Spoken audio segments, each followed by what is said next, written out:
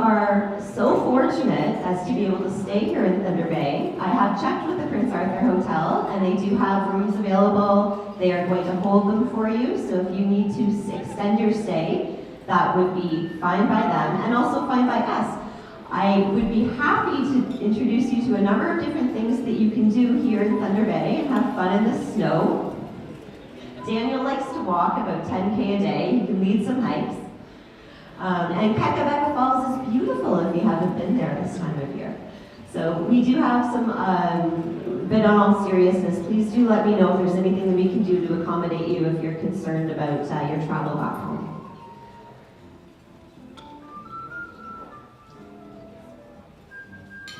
So without further ado, I am going to introduce our guest MC for today. We are so fortunate and lucky to have John Thompson with us today. He is from TV Ontario. He's right here in Thunder Bay, so he's responsible for the Northwestern hub. He is an award-winning journalist, and we are so happy that he's been able to bless us with his presence today. So I'm going to turn it over to John to start off our morning. Thank you, John, and we can give him a welcome. Good morning. So Lisa Lacko started this yesterday, talking about how we all need to be working together. And they asked me to come up this morning and do a land acknowledgement and take a few minutes to talk about something. So my thought was a land acknowledgement at an immigration forum, eh? That's really complicated. That's really loaded. I've been doing some thinking since the announcement last week about the Northern and Rural Immigration Pilot Project. And in that announcement, our federal immigration minister, Ahmed Hassan, invoked the Minister of the Interior and Superintendent General of Indian Affairs, Clifford Sifton. So this is exactly what he said. He said, 100 years ago, Clifford Sifton, a minister of the Crown like me, went abroad in search of people to settle our less populated parts of Canada, including the prairies. He asked them to come and build Canada, to build new communities, and to work the land. We all owe Mr. Sifton and others a debt of gratitude because it is because of them that generations of immigrants taking advantage of Canada's open, welcoming, and inclusive immigration policy has led these people bringing much needed skills and talents from all over the world. And they have in turn shaped Canada into a vibrant and strong and prosperous country that we are now proud to call home. So the goals of Canada's most recent newcomers remains the same with the goals of those early settlers, and I see them every day. Well, I spent a couple days looking into Mr. Sifton after that because it occurred to me that anybody who had been 100 years ago doing immigration policy in Canada could not possibly be worthy of thanks from all of us. And as it turns out, that's exactly true. Sifton was responsible for shaping this country in all kinds of different ways. We can call him, as we call John A. Macdonald now, a complex personality, a complex character, right? A morally complicated value. All kinds of contributions, from opening the West and Yukon gold rush to, in my industry, developing newspapers by the dozens. Largely liberal partisan newspapers, but newspapers nonetheless in places they hadn't existed before. He even was responsible for developing the rail between Port Arthur and Winnipeg. The rail, which would then be expropriated from Fort William First Nation in the territory that we sit upon now. For those of you who do not know, this is the territory of the Anishinaabe people, traditionally the land of Fort William First Nation. And so Sifton's policies, as he settled this under the Dominion Lands Act, were generally encouraging Eastern Europeans, Scandinavians, Germans, Americans to settle the West and give them land. And that was explicit in the policies that blacks and Asians ought not to apply. It wasn't explicit in the law, it was explicit in the policies that this was designed for, and he's got it, there it is.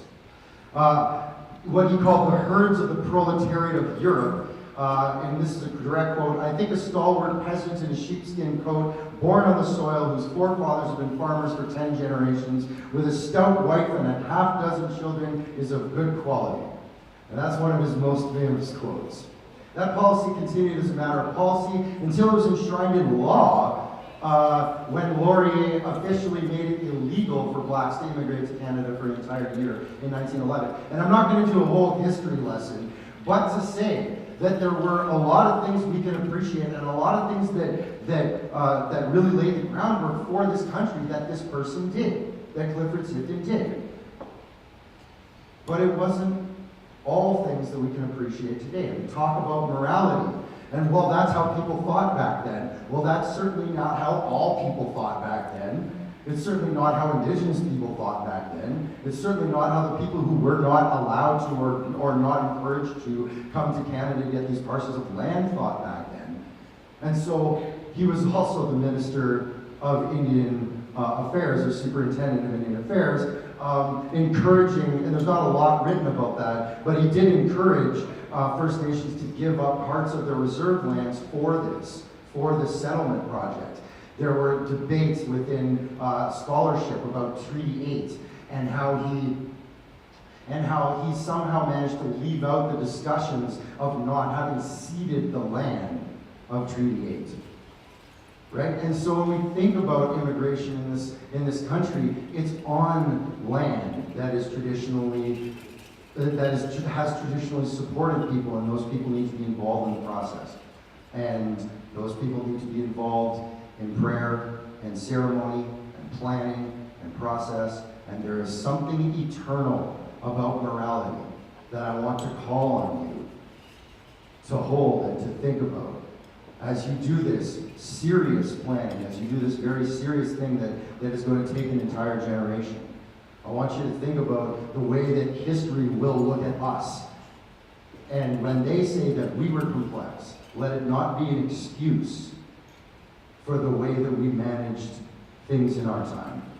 And so I would like to I would like to cede the rest of my time to Amanda and Aaron. And they're going to do a water song, I think. Water song? Terrific. Thank you.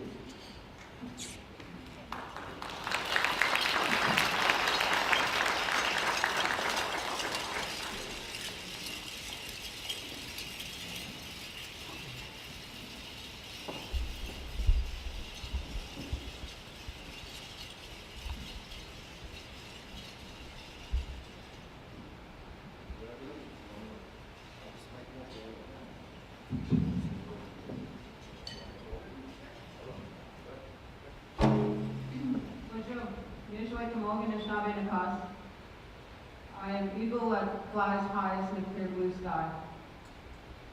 And I wanted to sing a water song to honor our water. As you can see, I wear the jingle dress, and it's a healing dress. And you see it in the powwows. And when I sing this song, I'm going to sing the water song. I hold my pipe as well. It's a chinopa. It's a peace pipe. It's a truth pipe. And when I hold it, I speak truth. And I carry it with me in my spirit. When I'm not holding it, I carry it in my heart and I carry it in my mind. And it's a part of me. And we've asked Aaron to do an ancestor song. So, if you want, you can stand. It's up to you. I'm not going to ask it. It's up to you. It's how you want to honor it. English.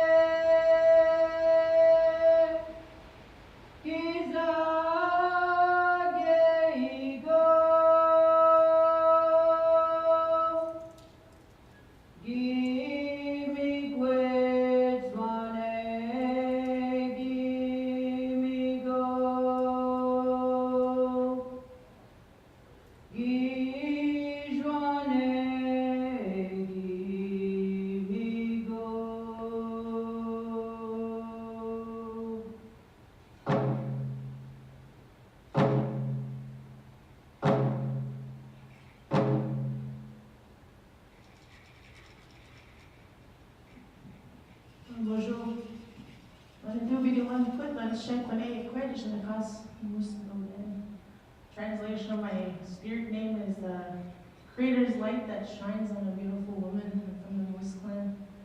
Our clan is responsible for education and teaching. The song I'm going to sing is to remind the descendants of ancestors of a sacred oath that our ancestors have made with their tribes and their nations.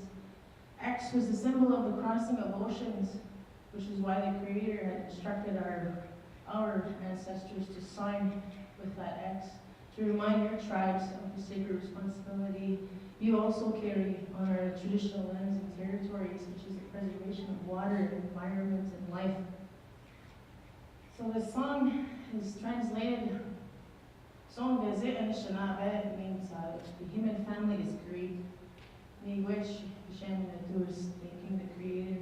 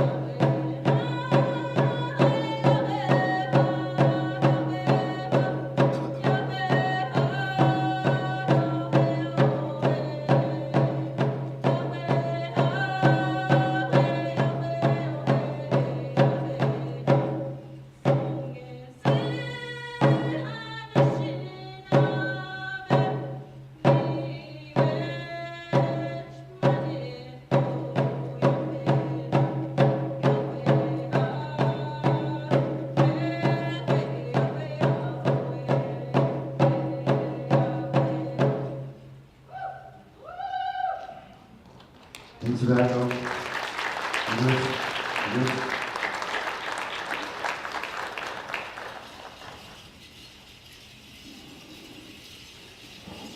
So I'm going to turn over the mic now to Anita Muggeridge, who's the job developer at the Thunder Bay Multicultural Association, and she's going to introduce this morning's panel. And so thank you so much for everybody for coming out. Welcome to day 2. Let's do it again. Thank you.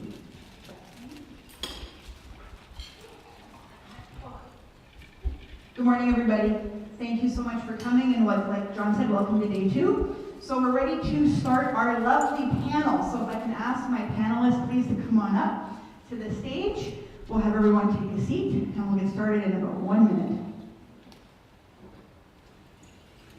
If anyone sees my phone, okay. I didn't be calling it. Having a thousand.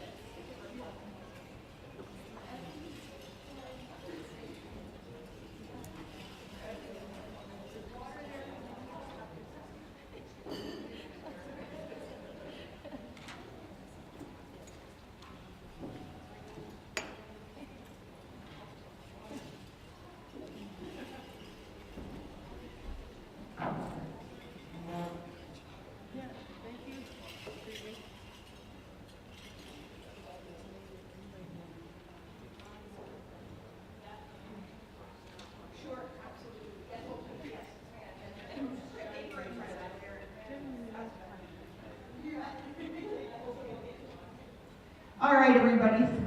Again, welcome to our morning panel. We have a lovely cross-section of individuals on our, we're very fortunate that they all agreed to be here. Thank you so much to my lovely panel. I'm going to introduce everybody first.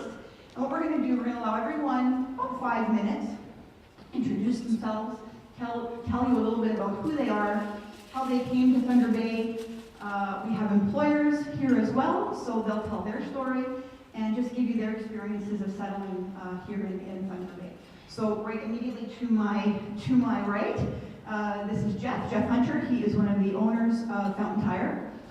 Beside him, his employee, Ahmed Jabber, and his lovely wife, Amna. So they will explain their story in a moment. We have one person on her way, I must apologize.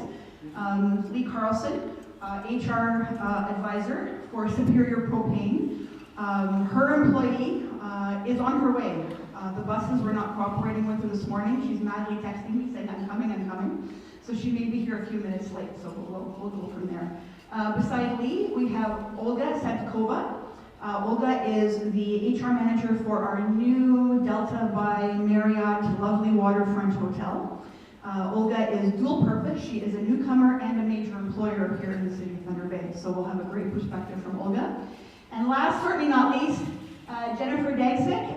Jennifer is an immigration lawyer here in Thunder Bay. So we thought we would round off the panel with Jen. She'll give a little brief overview of what she does, and then we will open the floor to questions for the whole panel. So, all right, so we'll get started. I'll pass the mic over to Jeff.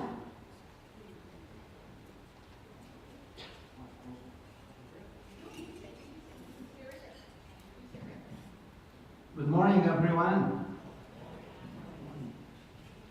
I am going to read something about my story in Canada. Okay. After the war broke out in Syria, we decided that I would go to work in Lebanon because the danger from the war in Syria was too great for my family. My wife, Anna, and my 3 siblings, 2 boys, aged 4, 6, and a girl 8. In Lebanon, I work in construction and farming, and my wife found jobs in catering and housekeeping in the hospital. We needed both salaries to pay the rent for one room, and life was difficult. We registered with the United Nations, and after 2 years received a call that we had been accepted by sponsors in Thunder Bay. It was a difficult decision since that means leaving out families, life, language, everything that we knew and loved.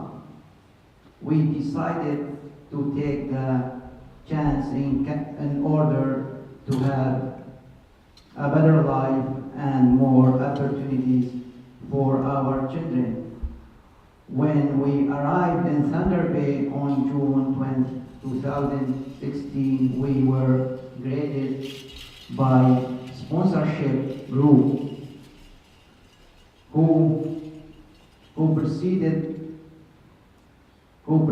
to support, educate, and guide us to become successful in Canada.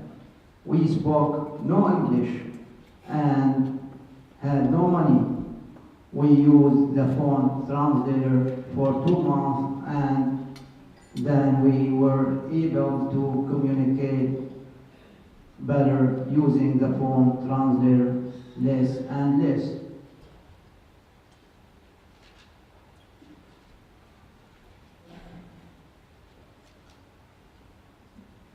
The children attended the Catholic school system and were speaking English easily by the end of the school year.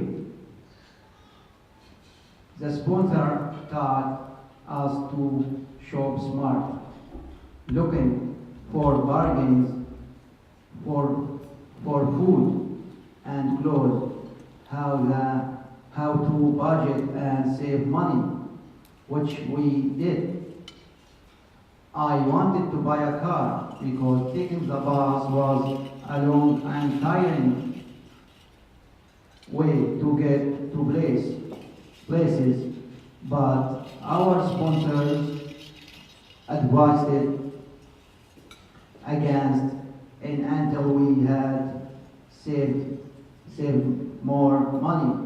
Since that reminded us a car costs money to insure, repair, run and repair. I took driver's ed and obtained a license.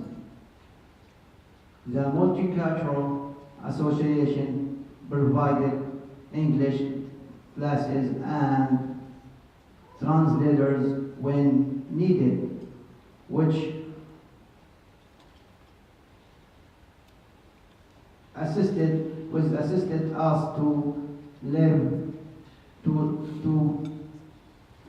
in the new Canadian culture. It would have helped if there had been an English online program after I get my job. I was lucky to get a job at the Fountain Tire in March of 2017 with the help of the Multicultural Association, my sponsor. And yes, I was very lucky to have a full-time job that provided health benefits as well. I have been given Fridays off in order to be able to attend the mosque. The job was difficult at first due to language and communication.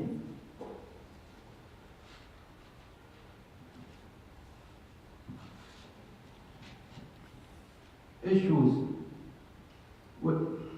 which frustrated me at the beginning and created some misunderstandings. Darcy and Jeff Hunter, my bosses, were understanding, supportive, and gave me many opportunities to gain knowledge and experience at the Fountain Tire. I am a tire technician and would like to continue to improve and advise. I would like to become an apprentice as a mechanic. I have helped tire new employees, and since I never like to stand around, I always find work to do around the garage. I feel very fortunate to have this job, which has enabled me to save money and also to be able to save the child tax benefit money. As a result of this, we bought a house in June of 2018, 2 years after our arrival, taking possession in September 2018. I never dreamed that I could own such a beautiful home. We look forward to the day when we become Canadian citizen and by truly members of the family of Canada. Thank you.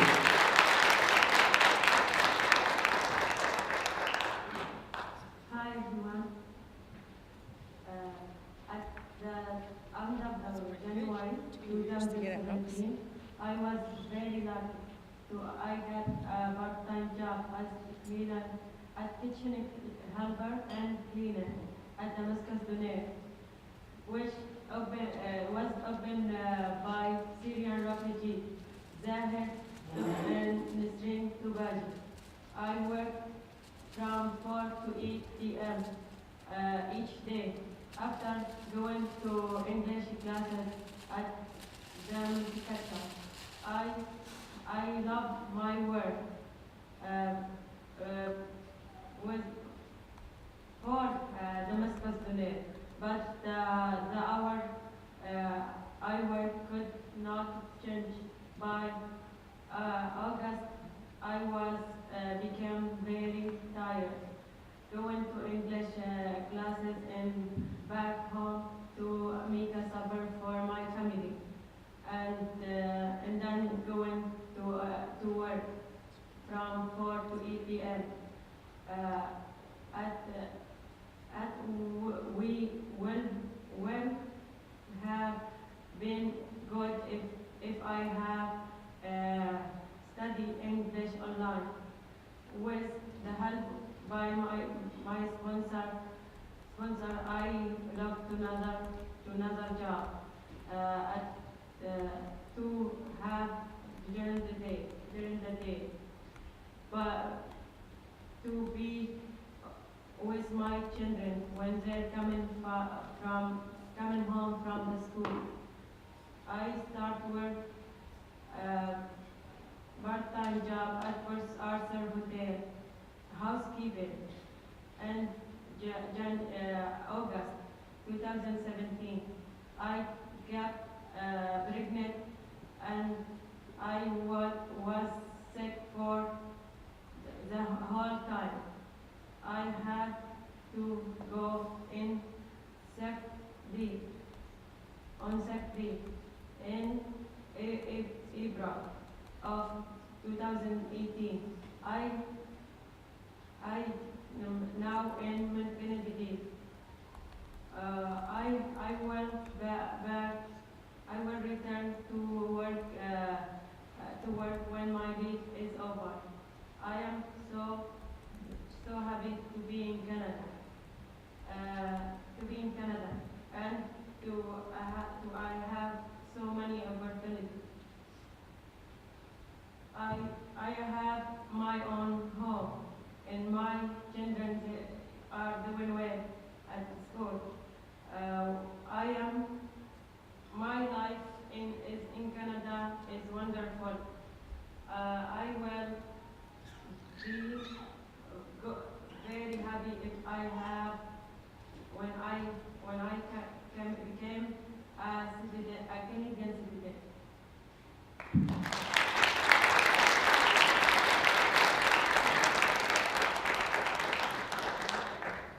Can I just mention as well, Ahmed and Amna sponsors are with us today as well.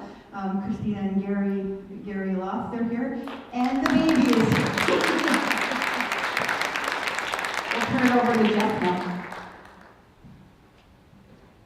So I get to to tell the other side of the story that Ahmed was telling. So Ahmed, he came to us through the Multicultural Association, which I believe was helped set up by Sahar Kir, whose son has worked with us for about 4 years, and they come to Thunder Bay from Iraq. So that family, we've grown very close to that family. We still employ Samer, the son, and I don't think that we would have taken the opportunity with Ahmed if that hadn't worked out so well. Samer came to us from new employment, Northwest Employment Works, and I believe it all funneled through with Sahar helping bring Ahmed our way. Major challenges that we faced were certainly language. They didn't speak any English, and we got a lot of help in translation and trying to figure out what Ahmed was looking for, trying to tell Ahmed what to do and train Ahmed with Samer. Other major challenges that we faced were his work ethic and commitment. And that's not because he didn't work hard and he was uncommitted, it was because he worked way harder and was more committed than the other people that he was working with. And it created a lot of conflict. There was one time where I believe Ahmed was almost fired. There was 2 times when you quit. And due to a lack of communication with supervisors, with myself personally, with us not understanding his frustrations because we couldn't understand them, and without the help of Gary and Christina, we wouldn't be in the situation we are today. We recycled through a couple of supervisors. We put you in different positions. And it came down to the understanding that all Ahmed wanted to do was work. He wanted to work hard. He gets frustrated when there's not enough work. We got a bunch of people in here that should probably bring their vehicles to Fountain Tire so Ahmed can work. But to this day, 2 years in, he still gets frustrated when there's not enough work. So everybody else, we're 47 employees right now, and we have to try and find work for everybody except for Ahmed. Ahmed finds work for everybody else. But it was a challenge to try and get over the hurdle, and it's a challenge for the rest of the team of tire technicians that he works with to keep up. A lot of what we're doing in that position, a lot of the employees are younger. A lot of them don't have university or college educations. A lot of them don't have the same motivations at this point in their lives.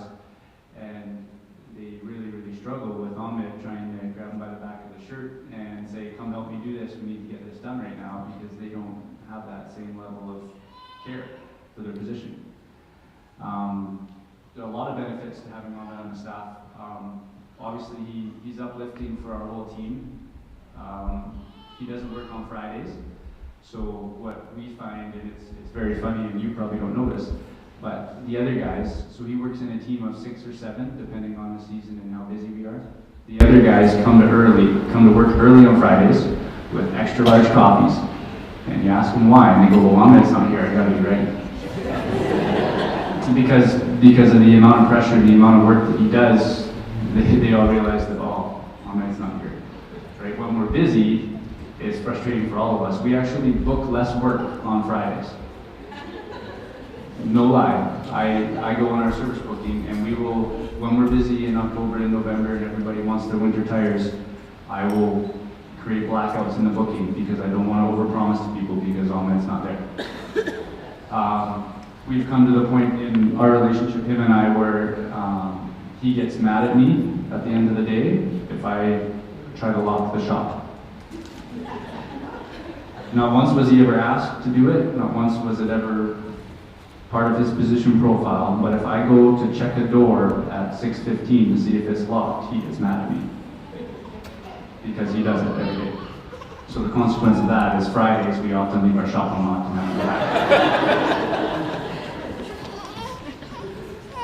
But I think part of the major reason for the success that we've had with Ahmed and the family, it's Gary and Christina have been absolutely instrumental, obviously, in pretty much everything that they've done since coming to Canada, helping them with finances, helping them save money, helping them buy a house. But it's, I don't know, Gary, we've probably had 5 or 6 meetings, mostly within the first year, none within the last year, but trying to figure out what to do when I walked out of the shop at 2 o'clock and didn't come to work for 2 days, and we're like, okay, I guess that's the end of that one. And then Gary would drag Ahmed back in, and we'd have a little meeting and try and figure out what the deal was. But ultimately, it's just he operates at a very high level in our organization, and like he said, and that might have been one of the ones that you fumbled through. We've hired probably 6 or 7 new technicians. He trains them, he piggybacks them. When anybody needs help, he literally goes running across the shop. So it's a wonderful position for us to be in. I've told him a few times that if I had the power, I'd write up a contract and sign him to a 20-year, but it's not the way the world works, I guess. But it's been a interesting experience. It was a roller coaster experience for us at the start. But I would definitely push any other employee or employer to take a gamble. I think with what the Multicultural Association is doing now to help them get ahead in English before they start looking for jobs and everything, it makes it much more feasible. Because it's tough to be an employer, a trainer, a resource, and an English teacher at the same time. It's very difficult. So if the Multicultural Association can keep doing what they're doing in Thunder Bay to up the base of English speaking basics that the people in this situation can do, I would definitely push any employer to take a risk. Because at Fountain Tire we have 3. We have a apprentice mechanic who was born in a refugee camp in Thailand. We've got Samar Kir from Iraq, and now Ahmed, and that's honestly 3 of probably our 3 hardest working employees, and it's a wonderful thing to be a part of, is the growth that they see, but it's also very, very beneficial to your business when you've got 3 people who care as much as they do. So it's an absolute pleasure to have you on board, pal.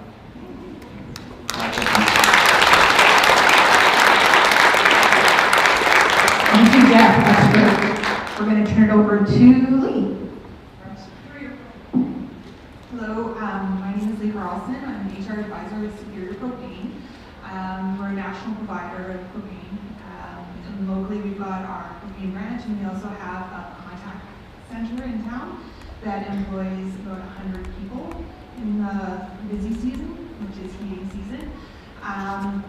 So we've recently hired Margaret. She came on board in August, and she's dealing with the challenges of our local transit system right now. So she's been a fantastic employee that's come on board. Sorry.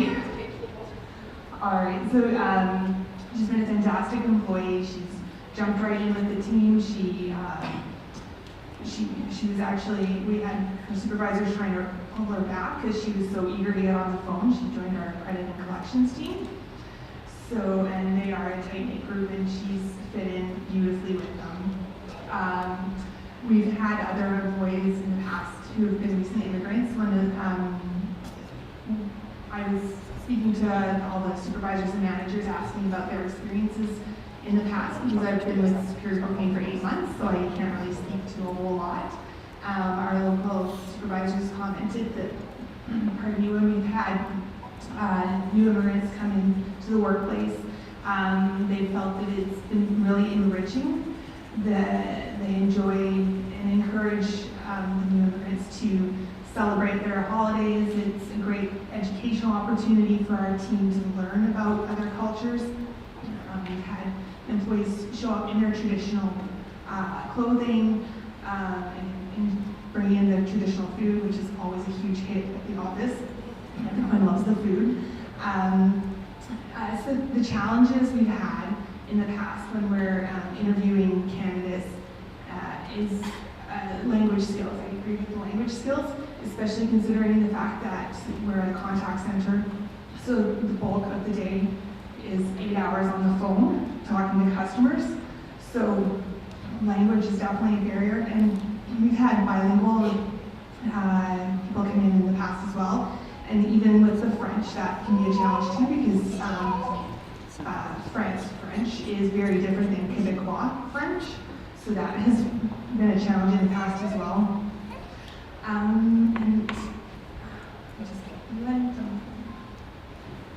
And another challenge we've actually had is we've had people who have been overqualified. We brought them on, and they, of course, with their skill set, end up moving on to other employment, more suited to their field and their experience.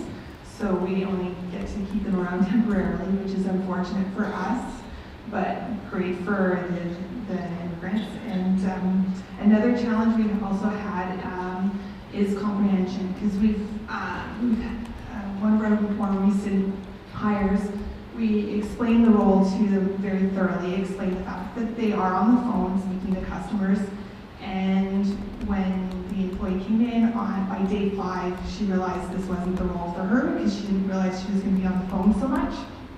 So just ensuring that we communicate clearly what the role is has been a challenge too.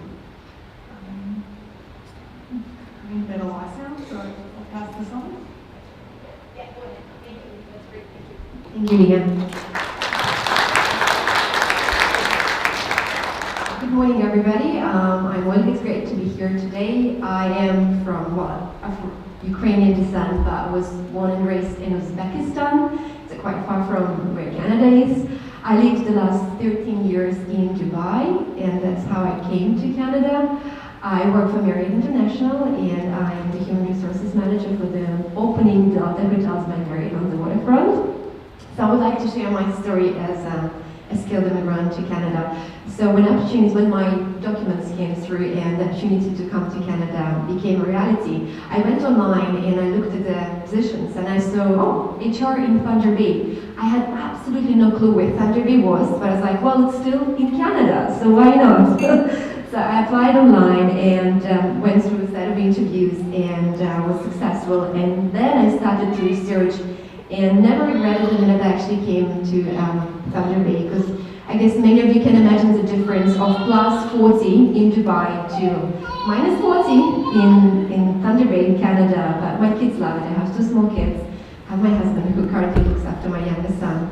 And the success, I think, for me was really because I actually had the job, so I think it's a huge factor.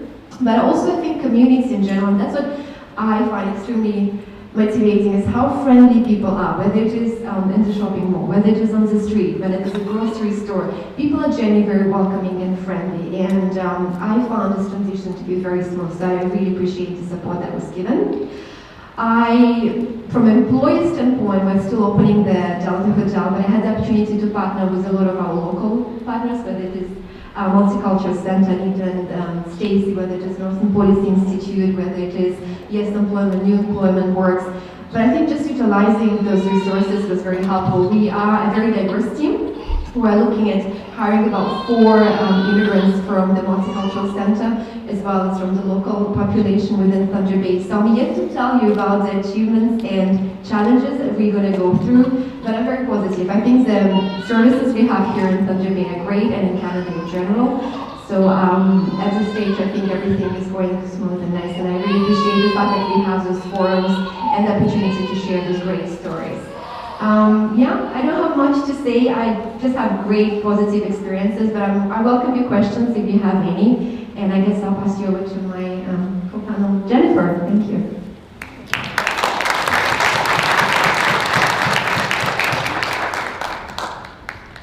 Hi, I'm Jennifer Dagsvik. I'm an immigration lawyer here in town. There are 2 of us here in town. The other immigration lawyer is Lydia Stam. She's in Fort William, and I'm in Port Arthur at the corner of Red River and Cumberland.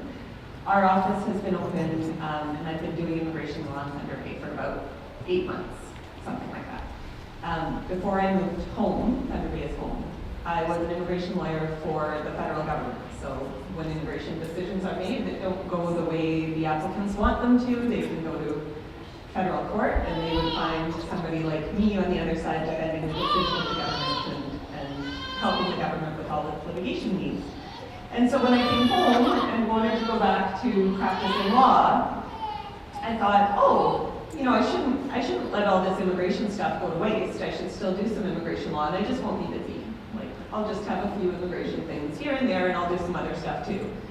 And I've been incredibly surprised, partly because I worked so much with the Multicultural Association, and I'm very busy with all the work that they are able to find in the city.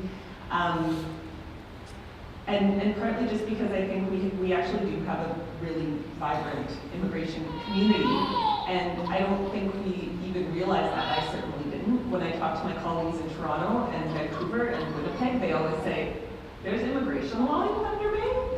And I always think that's sort of funny. I mean, they don't know about anything that we have, generally speaking. But yeah, it's been really, really neat. So as the lawyer on the panel, I thought I'd talk about three different things. One is a lot of what we've been talking about with Ahmed and Amna. It has been the employment of resettled refugees and refugee sponsorship. So I just want to mention that because that's a big part of what I like to do. I used to be a refugee sponsor. I sponsored a family with a group of friends a few years ago. And that was a wonderful experience, so I just want to talk quickly about that. And then just sort of a really short, snappy overview of legal issues employers might face and the things that I think can pose a bit of a barrier sometimes when you're thinking about employing immigrants and bringing people into the city who are coming from another country. And how that system can sometimes feel like a bit of a brick wall that's too tall to climb. I can't explain it all in 5 minutes, but you know, I'll try to sort of give an orientation. So sponsorship, employing sponsored and non-sponsored resettled refugees is pretty easy. They're permanent residents. The legalities of that are super straightforward. There are none really. They are entitled to work in Canada, and that's a no-brainer. And then it's just a question of, you know, finding the right people and then finding the right jobs. Our sponsorship experience was really wonderful, and job seeking was, you know, helping job seeking was a bit of a challenge. But when you find that right match, it's really exciting. I'm also an employer of a sponsored refugee, and I have nothing but wonderful things to say about that whole experience. We're super lucky for it. And we're lucky to have people in our city who are working with the multicultural and getting so much support from them and bringing all of the things that they know from all around the world. And I think when you have the opportunity to work with a sponsored refugee, take it. It's awesome. The other thing about sponsored refugees that I just want to put a plug in for is we had a super active sponsorship community a few years ago, and we need to keep having a super active sponsorship community. We need to keep people interested in sponsoring people from other countries who are living in refugee situations. They've fled their country, they're living in very precarious situations, they need help to come to Canada. We in Thunder Bay are pretty lucky because we have spots we can bring them. But we need sponsors who are willing to put up some money and invest some time, and it's a really important thing to do. So if you hear about that opportunity, please take it. I know that a lot of the sponsored refugees and government-assisted refugees who are living here now want to bring their families over from places like Turkey and Lebanon and other places all around the world, and they need that help. So that's my plug for that. Okay. Now the more boring part of immigration law, not boring at all, is the different streams and the different ways that you can bring in workers. So I guess there are sort of two types of employers. There are employers who have workers who are migrants working with them now. And then the question is, well, what kind of status do they have? And employers sometimes want to know, well, how do I keep them? You know, they're here, their visa's expiring, their work permit's expiring in 3 months. What can I do now? So there are lots of options usually in those situations, depending on the type of person that you have, right? If they need to renew their work permit and they're entitled to keep working, then that's what you have to get on top of. Of course, you gotta make sure that they're still here with a work permit. Those are temporary residents. Maybe you have a temporary resident who wants to stay more permanently, and they have to start looking at the express entry system, and employers wonder what can they do to support that. There are different ways of making a job offer to make sure that they get enough points to stay in Canada as permanent residents, and there's a big role for employers in doing that. Sometimes employers find people overseas, or again, people in Canada with sort of a different kind of status, and they want to help them to work. They want to bring them as soon as possible. I'll get calls saying, we need somebody by the end of the month. We need somebody in, a month and a half. And that's not always possible, but there are fast ways of bringing people into the country. Temporary workers, when you're talking about people who are not going to become permanent residents right away, but they're going to work temporarily in Canada for a period of a year, 2 years, 3 years, there are different ways of doing that. Has anybody heard of the labor market impact assessment process? Many of you have. Has anybody tried to get one? Has anybody looked at it and gone, no thanks? Yeah. So one of our goals as immigration lawyers is to avoid labor market impact assessments. That's a way of bringing in temporary workers. It's also a way of supporting somebody's permanent residence application. Those are really complicated. Those are really hard to get sometimes. The government's not always interested in giving them out. And so one of the things we try to do is to try to find different ways to avoid that process. And then we're looking at trade agreements and students and student exchange programs and all those things. So it's sort of it's a really big system with lots of different avenues, pathways, everybody calls them. And it can be tricky to navigate, but there are lots of good supports in the community. The Northern Policy Institute's program of matchmaking and providing immigration information is really, really valuable. The multicultural is really valuable. And if you're somebody who just feels like they need some, advice and help through the process, then there are lots of immigration consultants and then a couple of lawyers. So lots of support in the community. Thank you.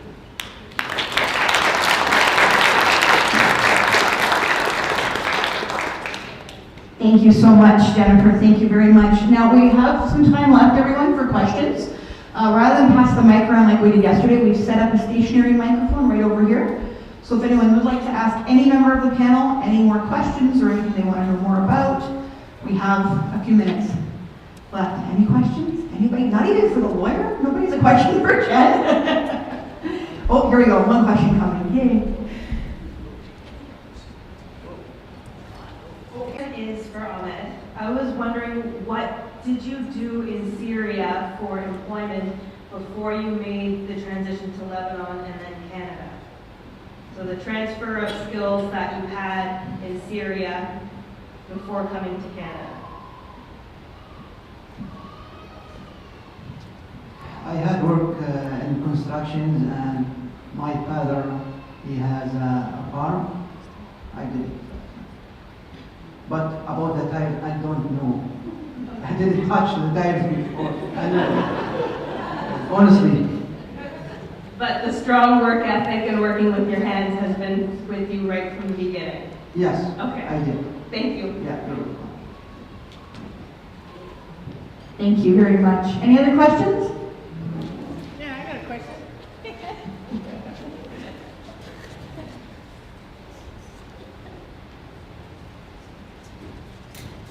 The question is for Ahmed. See, I live here. I was born and raised in Northwestern, Ontario. And I'm an Indigenous woman, Ojibwe, Northern Swampy Ojibwe. And as a single parent, as a mom, and an Indigenous woman, it's really economically harder for me to get up on my feet when I come into cities and towns, because the discrimination and access is there. It's always present in the workforce. So as a mother, I dream of owning a house. But I don't have anybody that supports me or has me or carries me. I've been on my own since I was 15. how were you able to save that amount of money? Did you already have money saved up before you came here? And how did you save enough money for you to buy a home? What kind of support systems were in place for you? Because a lot of Indigenous people, we don't have that opportunity here in Canada. People think and have the illusion that we get things for free, but when we're off reserve, when we come into towns and cities, we're just like every Canadian citizen that pays taxes, that pays for services and things in Canada. So how did you do that?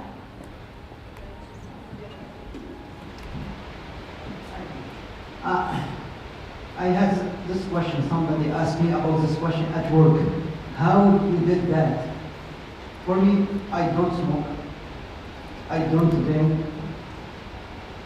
I took the bus for 1 year to get the work. It's very, very hard for me. And I have 4 children. Right now, but when I came, I had just 3. And I did the down payment around 5%.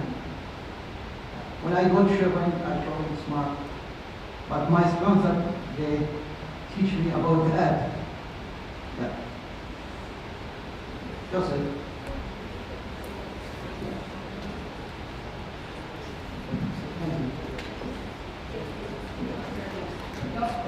Thank you so much, that's great.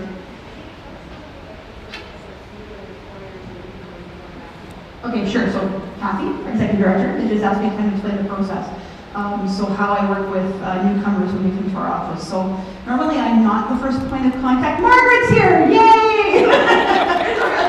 Sorry, come on up. Sorry, I get easily distracted. So normally, like I was saying, I'm not the first point of contact. Normally, when we have newcomers that come to our office, they see settlement services first. They're settled, we secure, of course, housing and everything is taken care of, especially for our refugee clients when they come in. The process normally is, once they have attended LINK school for a while, like Ahmed said, I'm so glad, like Jeff said, without that base language, a little bit of English, it's very difficult. That is my number one concern or challenge I hear from employers almost daily. Language. Without French or English, without some basic language skills, it's really difficult. Like Jeff was saying, you had meetings with the sponsor, you had meetings to try, and I have a lot of meetings where we have translation people that will come in, interpreters will come in. But normally once some language is there, then they are referred to me. I meet with them and I do a full assessment with them. We see what their goals are, what are they hoping to do. I love that Ahmed said he's working out towards an apprenticeship. We look at that. What is their long-term goal here in Canada? If it is a matter of accreditation, what does that look like? Can we help with that process? But I make sure that they are hopefully ready to go when we start meeting with employers. And that includes completing a thorough resume, we do interview prep. We prep a lot of interview questions that we'll do. We have wonderful working partnerships. We work very closely with Northwestern Employment Works. We have great workings with them, so they also help with resumes and wage incentives for certain individuals that qualify. And then when they come to me, it's a matter we work very closely together, and I contact employers based on what they're looking for. And I'm out in the community literally every day talking to different employers. I'm boots on the ground, and I'm out there as often as I can be. Hearing back from employers. And I have to say overall, having been in this position now, I've been in my career over 25 years, but I'm about a year and a half now at the Multicultural Association. We have very, very welcoming employers in this city. We have wonderful people that will open their hearts and come to the challenge, like Jeff said, of hiring a newcomer. Because I know the work ethic is off the charts. It's awful. Awful for, I think, our Canadian employees. I've had many employers say to me they put our Canadian workers to shame with how hard they work, which is a wonderful thing. It's such a great thing. But it's a very rewarding position. We love what we do for sure. And this is the end result. As you can see, we have newcomers that have settled well in Canada, have been able to purchase a home, and are working towards making their goals a reality. So that's a little bit about what we do. Margaret is here. Margaret, I'm sorry, my reminder, the buses were not cooperating with you this morning. Margaret works at Superior Propane with me, so I'll let her tell a little bit of her story here. All right, good morning, everybody. I'm sorry I came late. All right, my name is Margaret Aliu, and I work with Superior Propane, and that's Lee. She interviewed me first. So I came to Thunder Bay in July 2018, and I came straight from Nigeria. And the next day after I landed, I went to the Multicultural Association where I met Joy and Anita, and they really helped me. They helped me revise my resume, and then they put me through. And when I was looking for jobs, I told them what I wanted. And when some offers came that I didn't like, I told them, and they said, you don't have to be pressured to take anything you don't like. And I currently work with Superior Propane, and I love it, and I enjoy it, and the people are wonderful too. So I think it was a good thing I did coming to them. And even though the program that brought us together, that made me know that there is a program like this, has been stopped in Nigeria, but I can say that I really enjoyed the services they offered to me, and I would love the program to continue back in Nigeria, so that people that are coming into Canada, they'll be able to get the kind of help I've gotten, they'll be able to settle in faster. Like I got a job 3 weeks after I landed. So it was amazing. It's not the kind of job I was looking out for. It was wonderful, and it even gave me the opportunity to further my studies, and because that's what I'm going to do. So I want to further my studies and upgrade myself and be a better citizen. Thank you, everybody.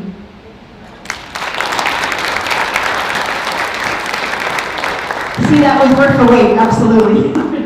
Thank you so much. If there are no further questions, we will absolutely thank our panel once again. Thank you for giving up your time. I know they're all skipping work. These two are skipping work right now. So, oh, another question. Yeah, come on over, my dear. Sorry. Oh, two more. Oh, John, go ahead. Sorry. I got a question, but I'm gonna answer the indigenous first. I'm an immigrant, and I have my house, I have my car, but when I came here, my motivation is to have all those, so I work 6 jobs. 6 jobs, and my rest is just my sleep. So I attend all those, and just imagine for people with families, they have to be scared, they have no jobs. So for me, as an immigrant, it's job security that I need. So my question is towards the lawyer. Okay, because I'm dealing with lots of people that are with temporary visa or working visa. So when they have problem with their processing, they have to contact you, or you are here based in Thunder Bay? Yes. Is it government assistance, or they have to pay? Thank you. So the government provides no assistance, generally speaking, for people who are here temporarily working, being students, that sort of thing. There is legal aid available to people who are making refugee claims in Canada.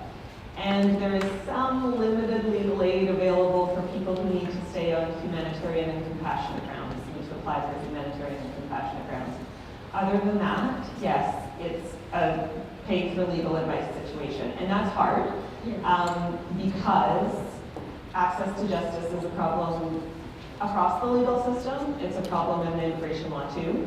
Employers, big employers, can afford to pay for immigration lawyers, for lots of immigration lawyers, for lots of immigration legal help. Small employers maybe can afford that. Sort of like getting an accountant. You don't want to learn the immigration system.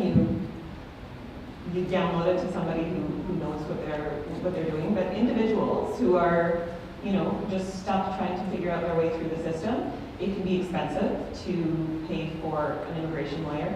There are also immigration consultants who usually charge less. And there are immigration consultants in town as well. And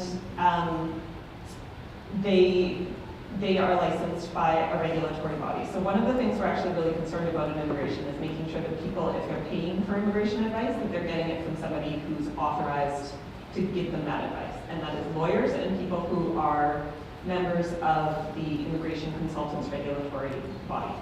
So if anybody else ever tries to take your money for immigration advice, don't give it to them. It's illegal. Yeah, because most of them they go to Toronto. And TBMA, we are really not known to the community. So I want TBMA to be, okay. But we can be just like a go-to in case of our problem. Sometimes what people do is they'll go and pay for an hour's consultation, and that will just set them on the right path. It doesn't cost very much. Some lawyers will break things up, so it's, you can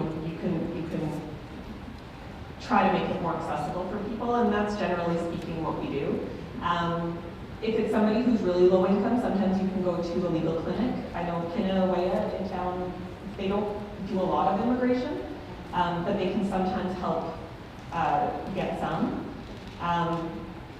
My plug for getting advice is that sometimes you end up saving yourself a lot of money by spending a little money to get some advice, but I also know that it's hard and it's not for everybody, and yeah, it's one of the tricky things. Thank you. So my question is for Jeff. I'm wondering how you prepared your employees for bringing in immigrant workers or newcomers, if you did any cultural diversity training, or how you got your employees ready to welcome in new employees. Short answer, we didn't. Really, in all three cases, Doso, our apprentice mechanic, came from a co-op placement at a high school, and he was fantastic, so we kept him around. Sammer, when he came to us 4 years ago, I'm not quite sure why we decided to bring Sammer in. It was definitely a challenge at that time. And then with Ahmed, we had Sammer around to help us translate and kind of get over that hump. But definitely, if we're to do it again, we would definitely look at some sort of sensitivity training, as a lot of the staff don't realize when they're making remarks that might be hurtful to somebody like Ahmed or something like that. So it would definitely be something to look into. We haven't as of yet, and we've probably been very fortunate that we haven't had any team members that escalated any situations or anything like that. Everybody's been pretty accommodating. There's definitely a little bit of a challenge when somebody like Ahmed came on and started, when people don't understand him and they can't communicate with him, they don't understand what he's about, what he's trying to do, why he comes to work every day. But you get to a point fairly quickly, if you've got the right staff, that you get past that. So I think we've been very fortunate in really all three situations that we've encountered, where we've had good people in place around them to shelter them a little bit and take them under our wing. We really haven't faced that many challenges, I don't think. Is there anything you can think of? Where somebody was extra mean to you or racial towards you? I don't think so. I think we've been very fortunate. Thank you. Thank you so much, everyone, and we're pretty much on time, which is great. We'd love to thank our panel once again, and before you leave, we have some lovely departing gifts for you. We'll have you guys come down, but we'll give the panel one more big round of applause. Thank you for coming in, guys. I'll turn it back over to John. We'll ask the panelists to come down here. That was fantastic. Three-dimensional depth. I love it. One more hand. One more hand. Yes. So we are just about right on time. It's just shortly after 10:15. We're due back at 10:45, so that's about a half an hour break. And when you come back, and here's an incentive to come back, there's a presenter yet to be determined. So there's a surprise right when you come back. We know who it is, but it's a surprise. So we're back here in 25. Thank you so much.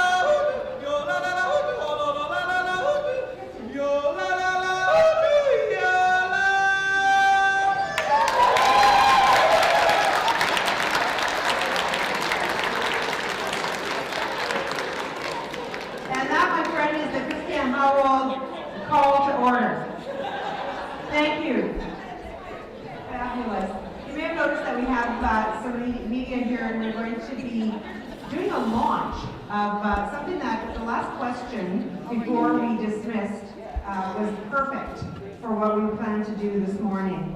The question was around what resources are there and how did the Fountain Tire, as an employer, onboard their employees, and what happened with the folks that were already working there, and how did they make the new hire feel welcome. What a perfect segue into what we have here to launch this morning. I'm Kathy Woodbeck, I'm the Executive Director of Thunder Bay Multicultural Association, and we as a partner in the Portal project for many years now for Move to Northwestern Ontario have been working on resources for communities, for newcomers. So the new web portal to help regional employers recruit and to hire newcomer talent. In this, there is an employer guide to newcomers into your workplace. So exactly what the question was asked previously is what we're looking at launching today. Stephanie is here. She's going to give us a background. Stephanie Ash from Firedog Communications has been working on this with us so closely. The Community Economic Development Corporation, City of Thunder Bay, and many partners, 32 municipalities came together with an MOU to put this together and to have our communities, our employers, the jobs, and everything that we have available for newcomers in Northwestern Ontario to attract, recruit, and retain people to our region. So I'm going to pass it over to Stephanie to give us a little tour of what's available on the portal and to show you exactly what we're launching live today. Thanks, Kathy. Well, good morning, everyone, and thank you for inviting me to be here today. As Kathy mentioned, I worked with the Immigration Portal Committee for several years now, and we've had various reiterations of an online web presence that attempts to showcase the best of this region to potential newcomers. And we were really delighted last year with the increased attention and demand for services to help welcome and attract and retain newcomers to receive funding to breathe new life into this project. And so the committee worked last year for several months to reinvent what was formerly the Immigration Portal, to relaunch it as Move to northwesternontario.ca.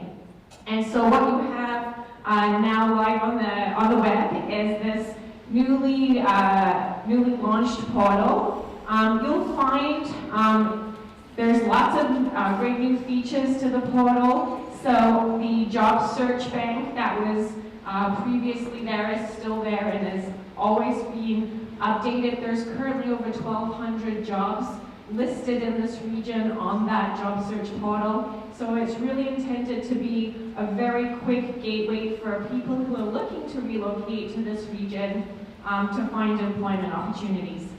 There's also a updated and new businesses for sale directory.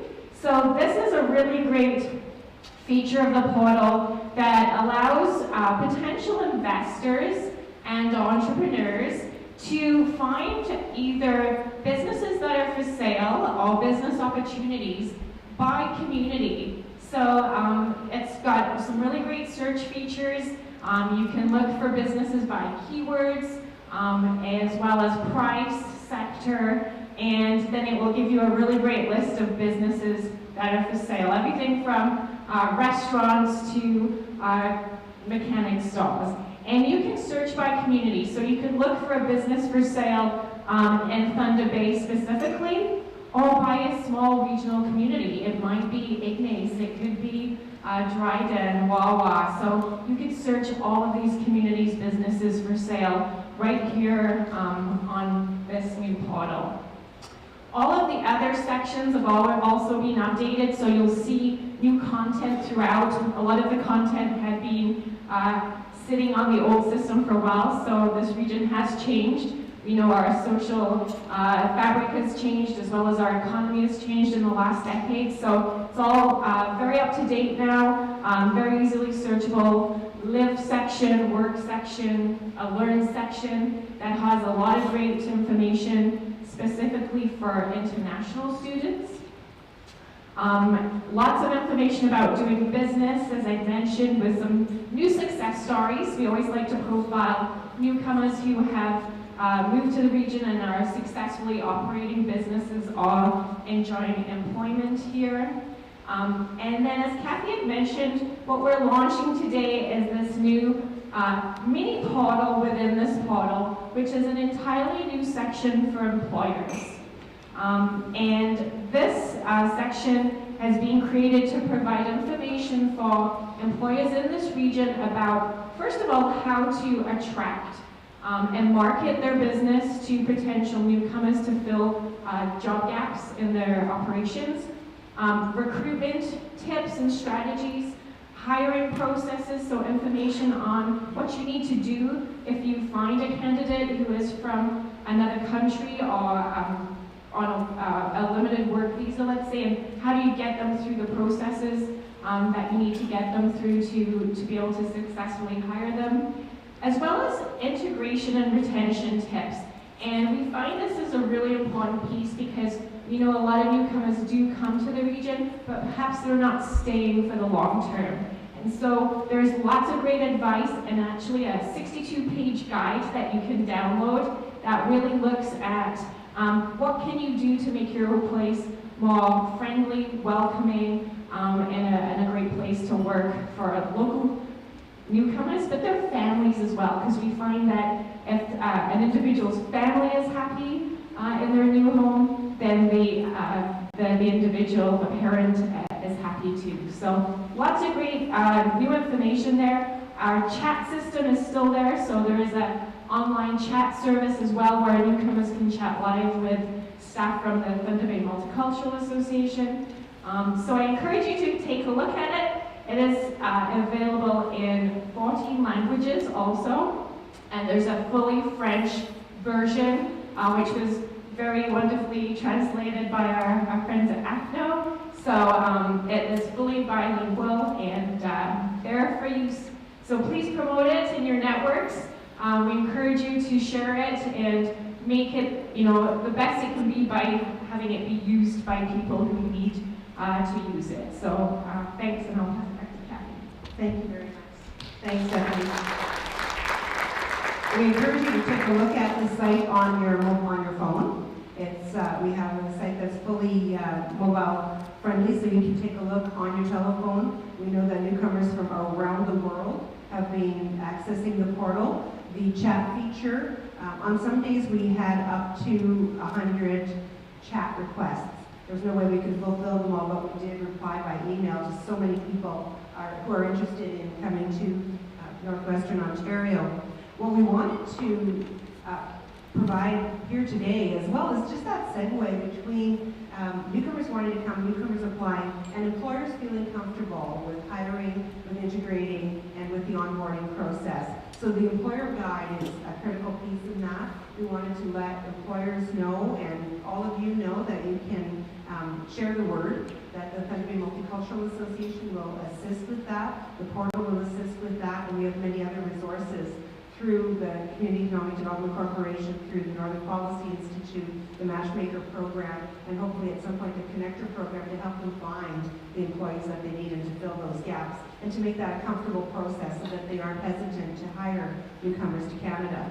So we officially launched this today. If anyone has any questions, we'd be pleased to answer those, and take a tour through the site, show it to those that you think need to see it, and thanks so much for coming.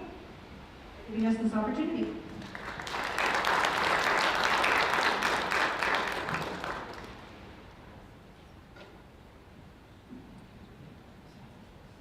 So before the break, I promised you a surprise, and you'll have it. In your program, it has a Government of Ontario logo with no face on it, and I'm here to announce that that person is Ernie Wheeler.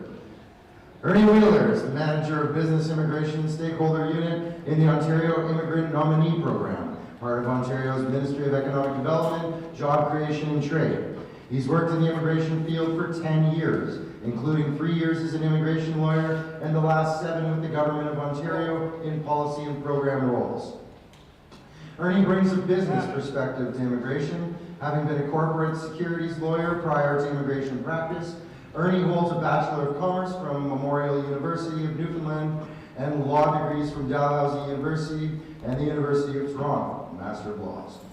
Ernie was called to the bar in 2002. Ladies and gentlemen, Ernie Wheeler.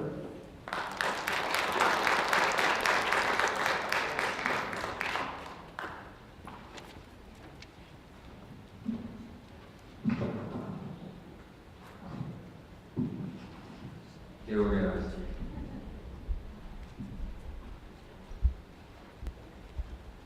So thanks very much. I'm really happy to be in Thunder Bay. My roommate at Dalhousie University was from Thunder Bay, so I feel like I know the place somewhat. And I'm still in touch with him in Toronto. And my only other Thunder Bay experience is driving from Kenora to Thunder Bay on a snowy night in December. That was 19 years ago. And that was pretty harrowing, but I was really happy to be there then, and I'm making it to Thunder Bay. I'm happy to be here now. So maybe in the next, I won't need 30 minutes to go through the presentation, but I think we have up to 30 for you to ask me questions about the program. But basically, I'll give you an overview of the program, and then feel free to ask me pretty much anything. So if we move on to the first slide then. First, I should say that we have an Ontario immigrant nominee program because the government of Canada allows us to have a program. The government of Canada is the level of government that chooses most of the immigrants that come to Ontario every year, but the OINP, as we call it, is able to, like last year, we were able to nominate up to 6,600 principal applicants for permanent residence. And they can also bring accompanying spouses and dependent children. So that might equate to perhaps more than 10,000 of immigrants to Ontario each year that the province can help select. Now, when I say nominate, I mean there's a sort of a two-step process that needs to happen.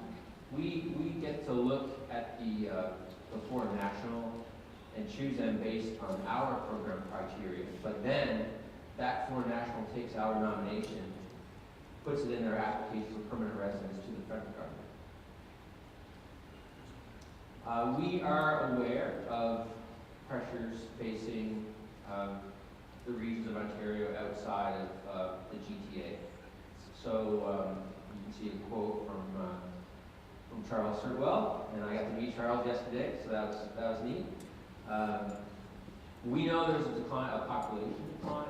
We know I spoke to a couple of employers yesterday and today about labor shortages they face. So, and I think it's fair to say that we want to have more of our nominees come to parts of Ontario outside the GTA, and that really includes Northwest Ontario, and that's part of the reason I'm here.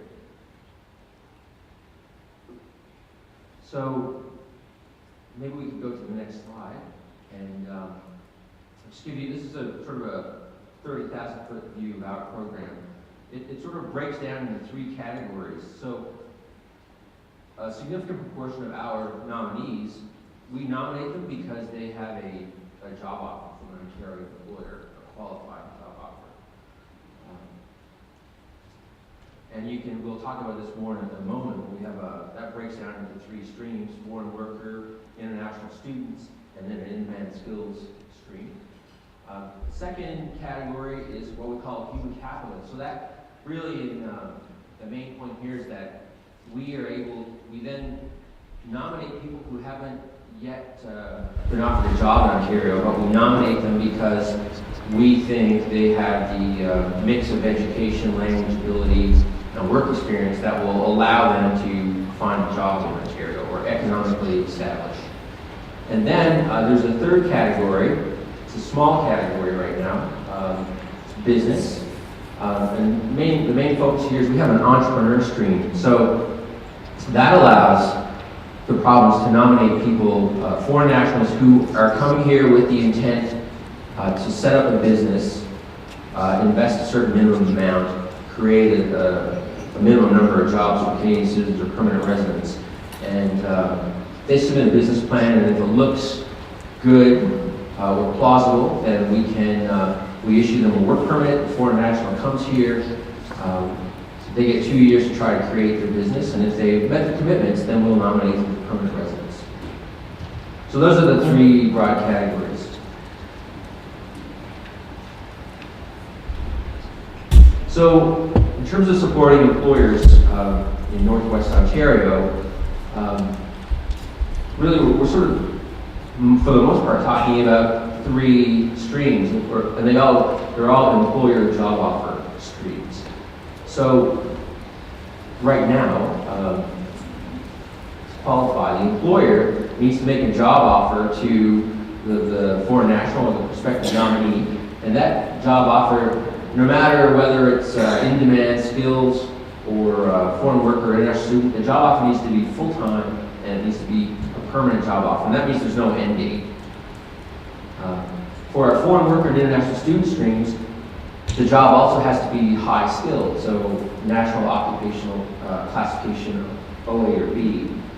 Now, we have a newer stream called the in-demand skills, and that allows for job offers in 7 NOCs that are mostly NOC C, but there's a NOC D or 2 in there as well. If the person is not already here in Ontario, the prospective nominee, then the employer needs to show some recruitment effort.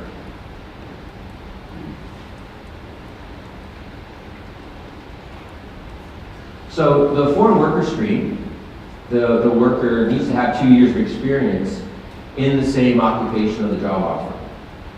That's important. International student stream is more flexible, so it doesn't require any work experience. It just requires the job offer, and that could be a really nice thing to leverage your graduates from Lakehead and Confederation College, or even from other Canadian universities as well, or colleges. The in-demand skills stream, we have 7 NOCs, as I mentioned a moment ago. Right now they break down into construction and agriculture. I think part of the reason for that is when you look at the number of NOC C jobs in Ontario that are currently filled, that have been filled through the temporary foreign worker program, meaning they've come through LMIAs. The vast majority of those workers are in agriculture, and those jobs they're not in Northwest Ontario, fortunately. So I've heard over the last, in the breakout session yesterday afternoon, of the desire, the need to expand that NOC C list to include more of the types of occupations that are here in Northwest Ontario. So I've heard it, and we're aware of that back in Toronto. Right? So we're aware, and we're thinking about it. We'll move to the next one. So those 3 streams were about nominations based on a job offer.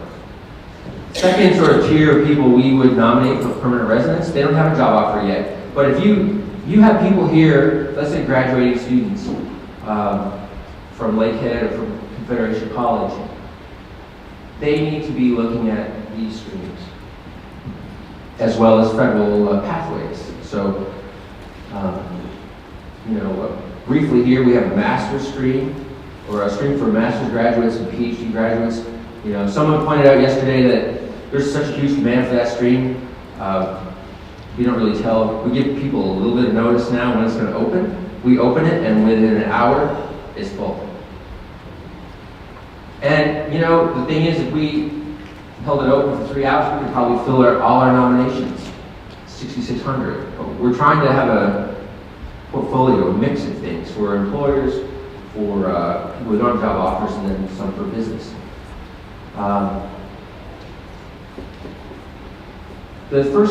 The last 3 streams here, human capital priorities, French-speaking skilled workers, and skilled trades, those are all things that sort of we piggyback, or we use the federal express entry pool. So, I don't know, I'm sure a lot of people are familiar with express entry, but the government of Canada, 3 or 4 years ago, set up an express entry pool to manage their application intake and to allow them to only pick the people they view as having the highest human capital.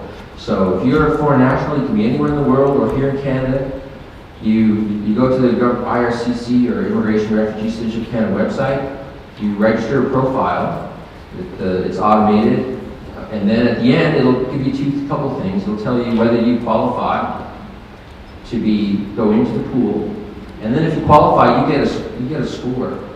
So you're ranked, you're scored and ranked. The federal government goes in periodically and pulls the top tier of people, top scoring people that they want to invite to apply. And they get super fast. If you're invited to apply and you do what you need to do, you'll get permanent residence probably within 6 months, most of the time.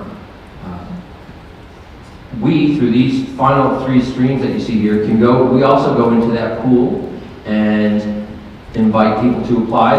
We know that if we invite the same people to apply, the highest scoring as the federal government, we'll waste a lot of time and effort processing applications. Because if you are a person who wants permanent residence in Canada, you want to get here the fastest way possible and the lowest cost way possible, and that is express entry. But for those, so we go in and based on a range of different factors, but one factor we consider is how high you scored, and we'll take that next tier of people below where the federal government's selecting. But though that tier of people is also really, really strong. So we find we get people there that, it could be someone who's in Northwest Ontario, studied here, knows the place, they don't have a job offer yet, but they want to live here. They need to go in. I'm not supposed to give any advice because I'm not licensed to practice law right now, but off the record, even though there's a camera down here, you should go in and put it in an express entry profile because I don't think it costs you anything, and you might get invited to apply, and you might get permanent residence in 6 months. And if you're in Thunder Bay or Terrace Bay, that works for you. And mission accomplished, and then you can go do the work you want to do.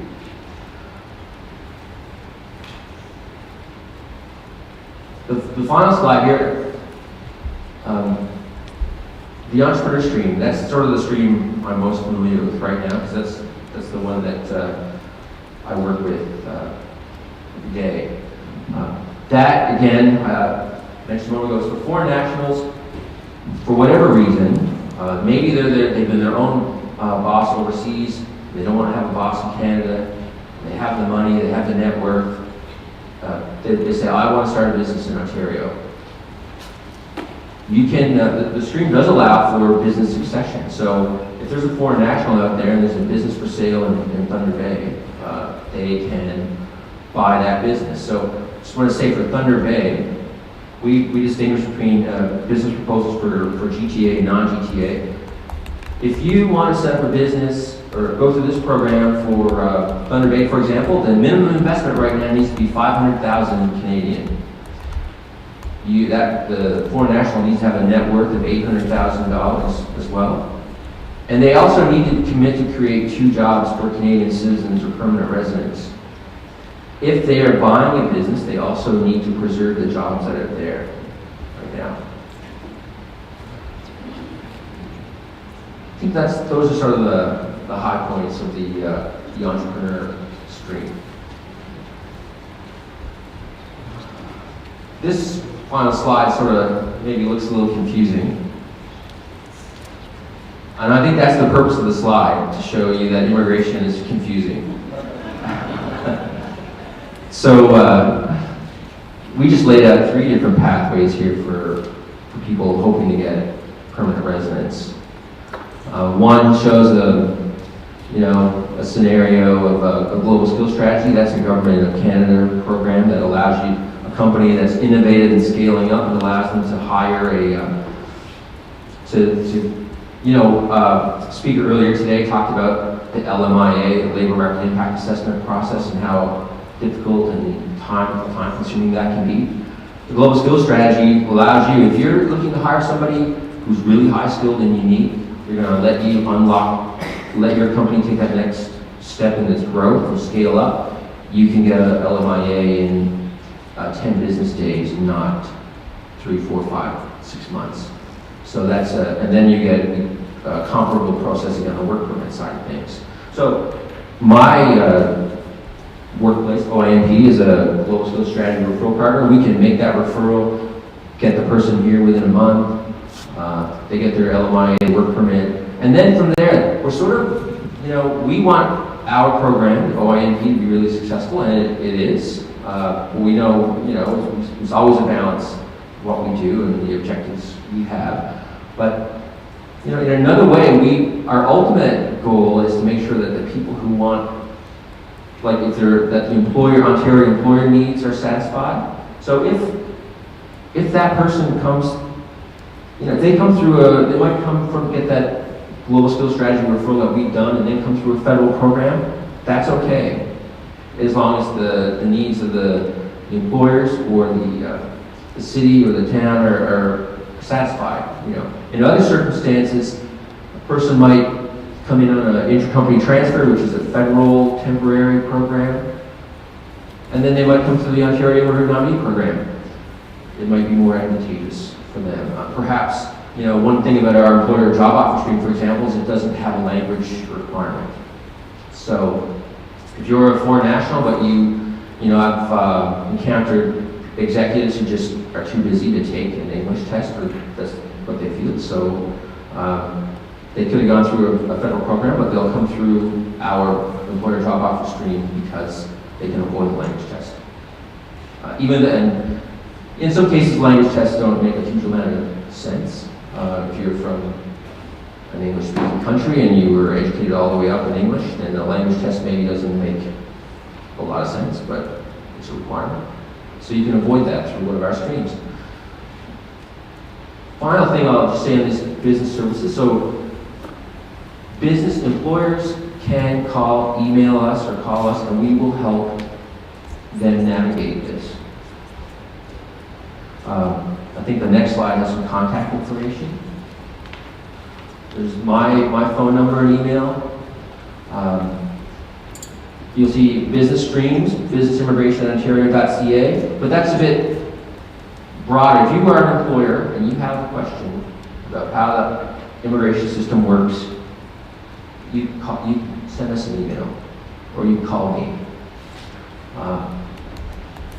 We are not going to give you the 100% advice or legal opinion as to what you've got to do, because if you want that, you need to go to an immigration lawyer who's currently practicing, licensed and insured, or you need to go to an immigration consultant who is licensed and insured.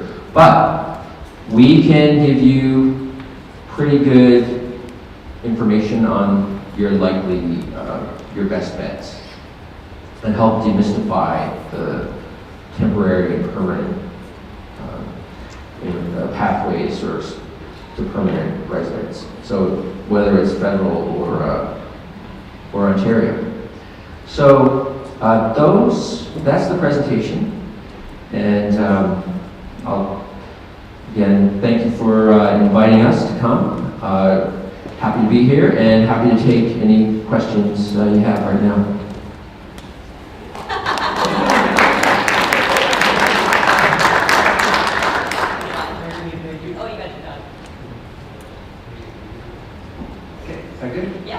Hi, Christian Aubert, Réseau du Nord, Sudbury. So I cover postal code P, which is down from Park to Manitoba. So the question I have, with the help of our friends at the Northern Policy Institute really giving us up-to-date stats as we go, we find out that Northern Ontario, we have the oldest demographic group in Ontario, which means we have a huge demand already for health services, so PSWs. PSWs in Ontario are not recognized as a trade in need. How can we use those stats to demonstrate that within 5 years, 10 years, we're going to hit a brick wall because we're not able to plan? Well, one of the hard things about being a civil servant is that you can't say everything that's talked about. So that said, I don't know. I would say, we have the information now. That Northern Policy Institute provided us that information, so that's really good. And I would say, one of the things about you know, I've been in government 7 years, but my observation, and I'm sure of all of you, yours is too, that it takes time to change things. I think, you know, I've been in the immigration industry for 7 years, and I recall, you know, papers, and you've been working on this for a while now to make the needs known in Northern Ontario. So I think, you know, the federal, this rural immigration pilot, the federal government has announced. I think that is part of the puzzle, part of the piece of the puzzle, and that's probably you know, the work that you've done over the last 3 or 4 years to sort of make these needs known has contributed to that, I'm sure. And then more recently, I know that we've been provided the information on the support workers, for example, and other needs. So all I can say right now is that we're very well aware of the needs. You know, one difficulty we have is getting very specific regional labor market information on needs of particular communities. That might sound surprising, but that is the case. So, you know, one of the reasons we're here is to speak directly with you to hear more about the exact needs on the ground here. And, you know, I guess I'm sort of dodging the question a little bit, but speaking your rant, but that's the truth. What I can say is we are aware that NOC is a big deal, and we're sort of weighing up the available information and also observing what's happening with the federal proposal and see where that goes. We'll continue to talk to employers up here, and the more specific information we can get, the better. So that's my roundabout answer to your very pertinent question. So let me focus that previous question. Where does this decision-making lie to make the changes? Does it lie with your department, or does it lie with the minister or the cabinet? Well, I'll go back, take it up another level. It lies with us, the Ontario government, to sort of decide what we think is best, weighing up all the different factors, right? Then whatever, for our Ontario Urban Equity Program, we've got to then go to the federal government and get their approval of our stream criteria. So yeah, so we need to decide internally, recommend, if we're going to recommend any changes, we need to recommend those, and then it goes up through the chain of command, and then or even concurrently, we need to be talking to our federal counterparts, and they need to agree to stream changes. They don't, you know, and the thing that will be asked of us both internally and by the federal government is, where is your evidence, and what and how good is your evidence justifying the need for change? So just for clarification, in terms of whatever Ontario decides, and that's the only thing that you have any control over at this point in time, do we need to influence you and your colleagues at the bureaucratic level, or do we need to influence the minister, or both, in order to create Ontario's recommendation to the federal government? I'm looking for some guidance here. Yeah, and I'm, as a civil servant, on the bureaucratic side of things, I can't speak to the political side of things, but I think it's probably three things. It's probably you're talking to people at my level and above in the bureaucracy. I think it probably also involves conversations with politicians, and then also it involves speaking to the federal government as well. Thank you. You're welcome. Hello, my name is Emily Lozon. I'm one of the international International and Community Matchmakers working with the Northern Policy Institute.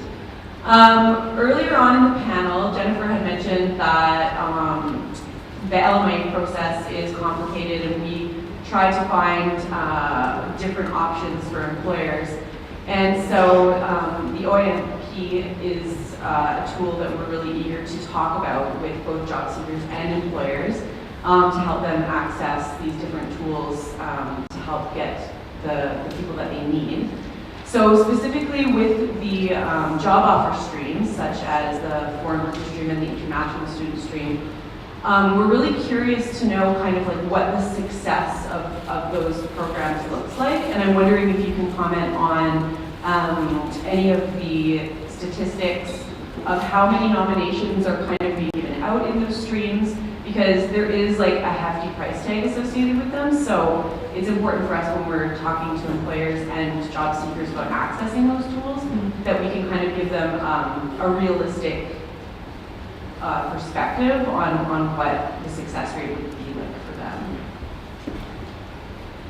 So I don't have the breakdown, I don't know the breakdown of like how many, what percentage of our program is employer job offer and job offer for international students. But it's significant, I can tell you that. We're trying to be better at performance measurement and management, but you know, what I do recall from the work that's been done is that outcomes for those, for the nominees are very good, and retention rates are really good for Ontario. You know, how successful it is, well, another side of that, and then the thing we want to look at is, well, how successful is it for the employer, right? Because, and I've heard from employers here that retention can be an issue. So I'd say overall those streams are successful and very successful in meeting the objectives of the nominee. And retention rates for Ontario are very good.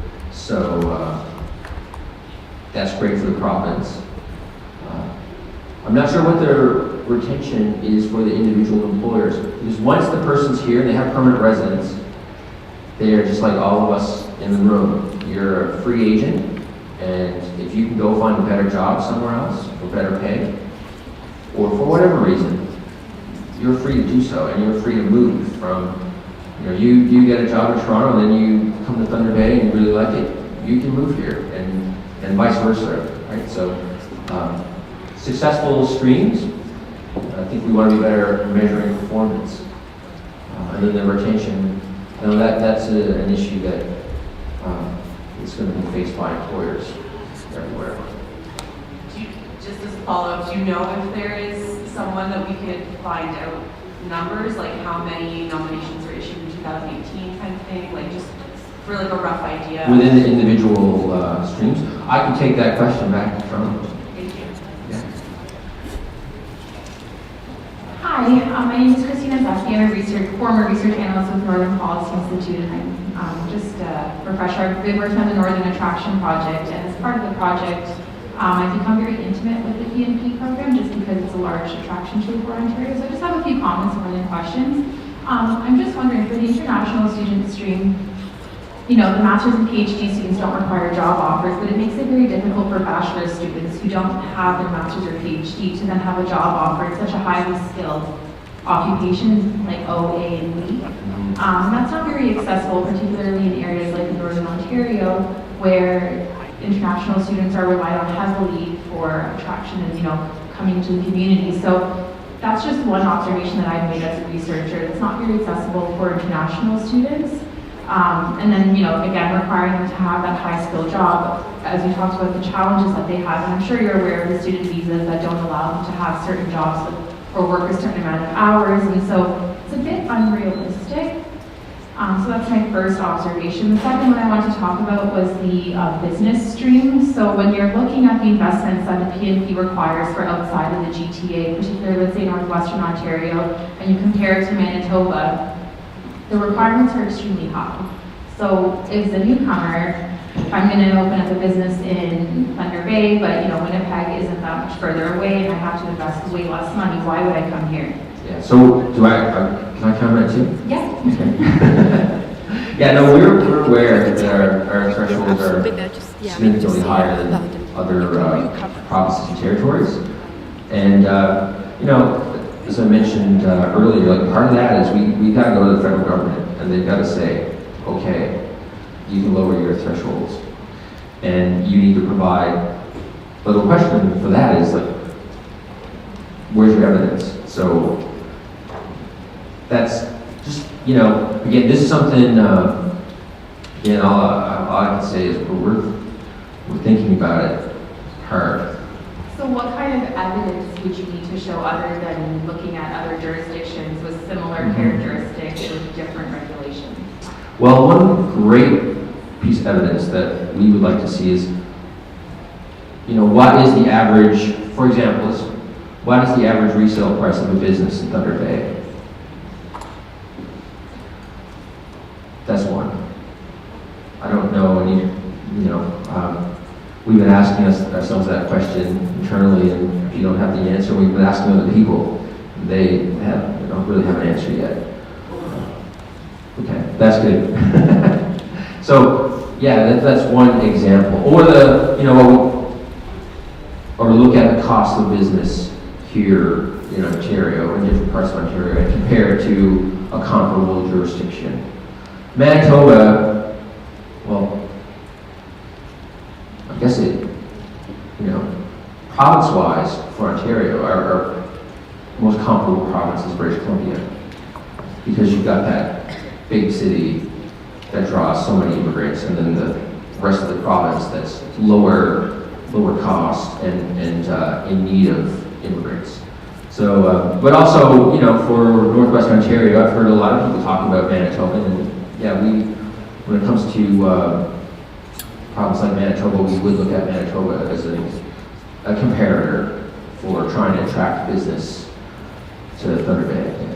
Yeah, and you had mentioned that, you know, it's very difficult for you guys to do I'm sorry, I can't remember the word that you used, but the labor market studies to understand exactly what jobs are in demand. And I mean, I'm just wondering why it's so difficult, because I mean, Manitoba and Saskatchewan are doing it at the community level. As I mentioned yesterday, Manitoba has 134 jobs on their demand list, and they update that annually, and it's available on their website. And I mean, it seems to be pretty seamless for them. So I'm just wondering why it's so difficult. I can't, I'm going to do my, best I can here. But, well, I think part of it is the province of Manitoba and the province of Ontario have started off at different histories with their provincial nominee programs. So this is, I guess, just two parts of the question. There's the provincial nominee program side, where they've had a program longer than us. Also, Ontario's enjoyed the fact that we've, before we attract immigrants to the province we haven't had to try a lot. They just not automatically, a lot of immigrants, like 60% of immigrants traditionally wanted to come to Ontario or more every year, right? With provincial nominee programs, developing those programs meant that a lot of immigrants had to go to other provinces. So Manitoba was early with their program. But I think on the actual getting the labor market data, I don't think that's not really related to how long we've had a program or how many immigrants we get. I think even federally, it's hard to get really hard region-specific evidence on labor market need and demand. Okay, and just the last comment. I mean, of course, you said that Northwestern, Northeastern Ontario are in your mind. Ontario does attract a lot of immigrants, but they're all in the GTA. And so that's not really equal distribution. Just as the federal government has their policies to equally distribute immigrants throughout the country, Ontario should have a similar plan for the province. Yeah, so that's, again, I think that is a thing we are really seriously thinking about, is how to get more of our nominees to other parts of Ontario where they can have maybe even an outsized positive impact on the community, on the city, the town. Because, you know, one more immigrant in Toronto doesn't have the same impact as one, or a new business setting up in Toronto doesn't have the same impact as a new business setting up in Thunder Bay. So, but I would just say it is, you know, you're balancing a lot of different factors in an immigration program, even from, you know,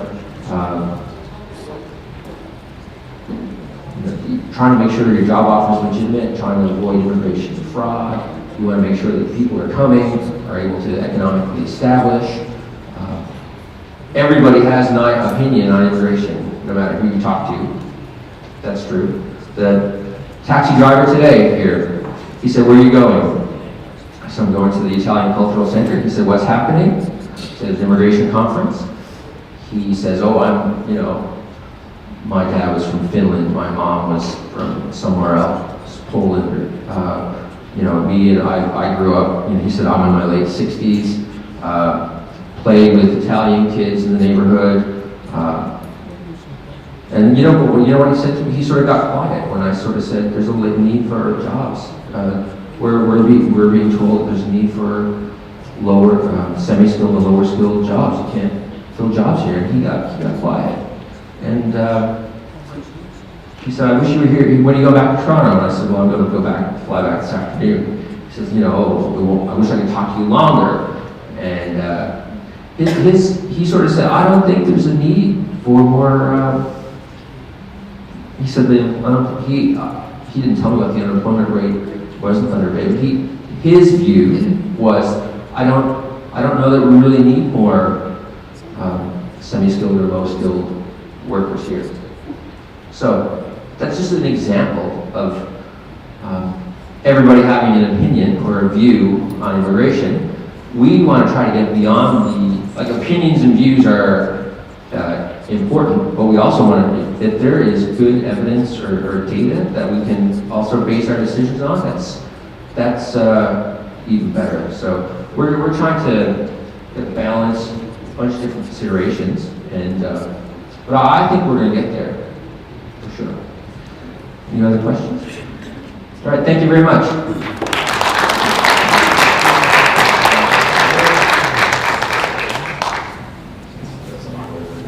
Thank you very much. Ernie Whaler, everybody.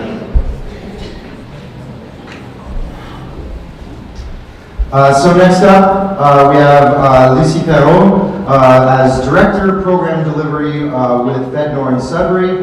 Lucie Perrault works to ensure Northern Ontario communities benefit fully from Government of Canada efforts in the region. Lucie also serves as Director of Policy and Corporate Services at FedNor. As part of her current role, Lucie is leading the development of the Prosperity and Growth Strategy for Northern Ontario, an economic roadmap that will guide federal government investments and activities in the region with specific intention of strengthening and diversifying the economic base of the region's communities.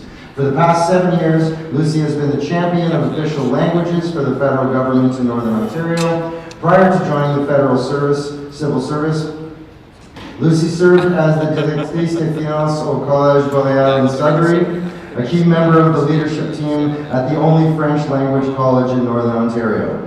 Lucie has a master's in business administration from Laurentian University and is a certified professional accountant. Lucie Perrault.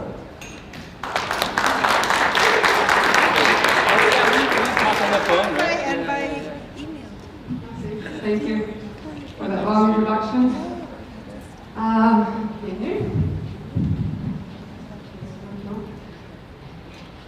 Thank you for inviting me here today. Merci. It's great to be in Thunder Bay. Some of you I've talked to over the phone, some of you have emailed, and some of you this is the first time I actually meet with you either in person or, you know, I've heard a lot about what's going on and all the efforts that are happening in Northwestern Ontario around immigration. So I'm happy to be here to share with you what we are doing as a federal government in support of your efforts, okay? Most of you already know, so FedNor is the Government of Canada's regional economic development organization for Northern Ontario. There's 6 of us, so 1 for each sort of area across Canada. Each regional development agency was asked to develop an economic plan for its region in support of the innovation and skills plan. Okay, so you heard a little bit of my introduction, and that's what we've done. The plan is a collaborative strategy, and by collaborative, I mean this is not a FedNor plan. This is a federal government plan. Okay, so we are expected to be collaborating with the other federal departments, with provincial departments as well, and with all of the other stakeholders in order to be able to implement this plan. Okay, so when we talk about, our role around, the immigration pilot, our role around different programs that are being offered, there is an expectation, that these departments and us are going to be collaborating so that we can reach those goals that are set out in these strategies for the region. Okay, so I'll speak to that a little bit more. A little bit at a high level, so there's 3 priorities that are set out for this strategy. Supporting innovation, growing companies, and then building stronger communities. Now all of these tie into immigration in one way, form, or another because they all tie into jobs and the creation of jobs, and that's our mandate and that's what we're trying to do. Okay, so I'll link it back to that as we go forward. Specifically, when I talk about innovation, first, I'll say that there's 2 areas of focus. So one is on expanding a regional innovation ecosystem. Okay, so that's working with organizations like NOIC, that's working with the research institutions like the PRIs, or working with the post-secondary institutions, so ConFed or LAPED, and all of the other business incubators or accelerators are key players in that innovation field, and bringing these people together to be able to create an environment that's supportive of those innovative businesses so that they can prosper, they can grow, and they have what they need to have in order to create those jobs. And that will be available for those workers that need them coming forward. So whether they're graduating students or whether that they're I don't know anybody else that's looking for a job. Put it that way. I'm swaying off my notes here. The other part that we're looking for from innovation is the development of clusters. Okay, so when you're looking at a cluster, it's about getting, I guess, mass numbers, if you will, in order to increase businesses or jobs down a value stream. So 4 clusters that we're looking at specifically, so they're either existing or they're new, upcoming, would be around mining, biomed and health sciences, specifically in this region, agri-food, which incorporates agriculture and all of the other pieces, and ICT digital would be the 4 focus ones that we're looking at. The common denominator again, if I were to relate, is the growth of businesses and the creations of jobs in order to be able to have those jobs for our youth, to keep them in our region and to move forward. The second priority is around growing companies, and that's to support either business startup or scale-ups of companies in this area. There's 7 areas of collaborative action, and you'll hear me keep saying collaborative action as we're going. So one of them is support for technology adoption. Women entrepreneurship is the second action item. Building a bilingual workforce, so I know a lot of you today are here around the OMC piece. Building business scale-up and export development. And then one I want to talk more specifically about is enhanced access to federal business programs. Okay, so earlier I was saying that there's an expectation that we're going to collaborate with other departments. So I'll speak a little bit about the immigration pilot. So our role with the immigration pilot, and we've been at the table with them for a while having discussions, as well as the other regional development agencies across Canada. Okay, so they did include us in our preliminary discussions. So some of the wins that we got, okay, is including, economic development organizations as key partners within that pilot. Okay, I think that's a big piece of what we're doing. The second piece that I consider a big win as well is the definition of a rural community. So initially, when we started discussion around this pilot, we were talking about, you know, 10,000 people within a community. So that's been expanded significantly, and we were able to successfully argue, and I know it's not just us, there's other people that are arguing the same thing, be it political, be it MPI, different ones. But I think as a whole, we were able to convince, you know, the department that Northern Ontario, the whole of Northern Ontario, is rural. Okay, so as you know, in the pilot, all of us can apply on that from there. So those are the type of things that when we're saying enhance, you know, access to federal programs, that's a role that we're playing more adamantly with our department. So could be in the development of initiatives or programs moving forward, or it could be in accessing existing programs that are there. So you'll see a trend where there's more and more national programs being launched. So the national programs, they're meant to be, how do they say, nationally coordinated, regionally tailored. Okay, so we're there to tailor that for you, and we're there to make sure that if there is a program, and I'll use, the Strategic Innovation Fund as an example, you know, that program has access, you know, $10 million, the program, for a project moving forward. Okay, so we're working with community anchor companies, if you will, the ones that are large enough to be able to work projects of that size, and helping them through, you know, the application and through what they should be doing in order to be able to apply and get some response, positive response for those type of programs. Okay, so that's just another example of how this priority, access to federal government programs, is a key piece for us, so that we make sure that, you know, if I can say, you know, FedNor or, you know, Northern Ontario gets their fair share of, you know, monies that are out there in support of our goals and of our plans. The third priority that we're working towards is building stronger communities. Okay, and that ties in to two pieces. So under the header of municipalities and Indigenous communities, and I'll talk a lot more detail of this in a minute, is investing in building the economic development capacity of municipalities and Indigenous communities to attract new business investments, create jobs, and to create and to contribute to the growth of the economy. Now, the second piece of this, very tied to this, is the header of talent attraction and retention. Okay, so that's part of our action item and today's theme. So assisting communities in any way in identifying and addressing, you know, the conditions required to develop, to attract, and to retain, okay, talent in their communities and in the region as a whole. So specific elements that I'll focus on are collaboration with all levels of government, okay, in order to be able to attract skilled and highly qualified newcomers. And maybe I'll go right through to the discussion we were having earlier on the NOx codes.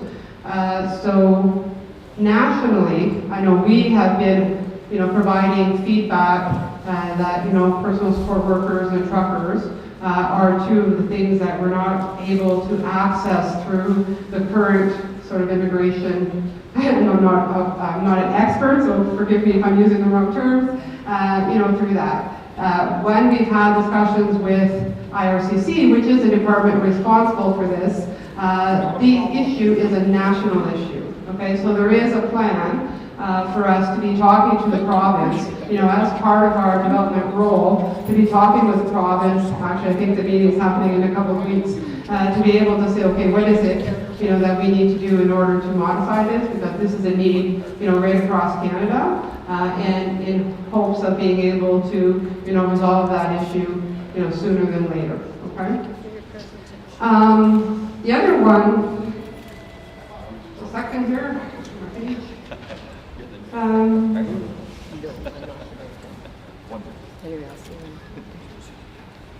I talked a little bit about the pilot, and maybe I'll talk about how this came about. So we were looking to do a pilot for Northern Ontario. Okay, we wanted a Northern Ontario pilot as part of our strategy. We were unsuccessful in doing that because immigration was already working on a rural pilot, right? And as I said before, Northern Ontario was mostly rural in that. So we were collaborating with them on, okay, how do we get this pilot going? ACOA, which is the Regional Development Agency for the Atlantic Provinces, they started with a pilot a few years ago. Now the pilot was successful in attracting people to the region and in getting them there. What they were unsuccessful with was keeping them there. Okay, so when they come, they would stay for a year or two and then they're moving on to somewhere else, whether that be Toronto or Vancouver, Winnipeg, whatever the bigger cities they're doing. So part of that learning, if you will, is being incorporated into the new rural pilot, because what they're trying to do now is they're trying to say, okay, well now we know what's going on with the business side, because the ACOA pilot was targeted to private sector and businesses going out to get, recruit a person and then fast tracking them through the system. Okay, now this one here is on a community level. So what they're saying now is, because we know how to go get them, what we need to focus on now is how to keep them. So this community approach is more, I guess they would detail it as a community hub, is what they're trying to develop in that front. The elephant in the room, if you will, I know that FedNor has been promoting, and our mandate, I don't apologize for that one bit, regional approaches to these things so that we can have the largest impact possible in any of these programs that are being offered. Okay? IRCC, I think regional, they think one community and outlier little villages. When we think regional, we think, no. Northwestern Ontario is a region. Anyways, so there is a little bit of a discrepancy there around, I think the thinking around that, but I stand by in saying that, the larger regroupment that we can get as part of the pilot, the better it is for Northern Ontario and Northwestern Ontario. And I think the key here is to make sure that, that all the T's are crossed and all the, everything's dotted, and that really, when you look at the effort that's been made from Northwestern Ontario, you really truly are, operating, as a community, if you look at the definition of it, right? So you have one portal, you have one, service, you have more than one service providers, but you have the steps, that you've made along the way in doing that. So I encourage you to keep pushing and to keep, putting your best efforts forward in order to be able to maximize as much as you can through that. Francophone immigration is another thing that's been responding to Northern Ontario needs, and I know there's been some discussions about that earlier, so I'm looking at the time, so I'll skip that a little bit, because you have, I think, a lot of support in the room already with Danielle and other players that have been here. I want to talk a little bit now about post-secondary institutions and our efforts with post-secondary institutions. So universities and colleges, Confederation Lakehead, are having great success at getting or attracting foreign students.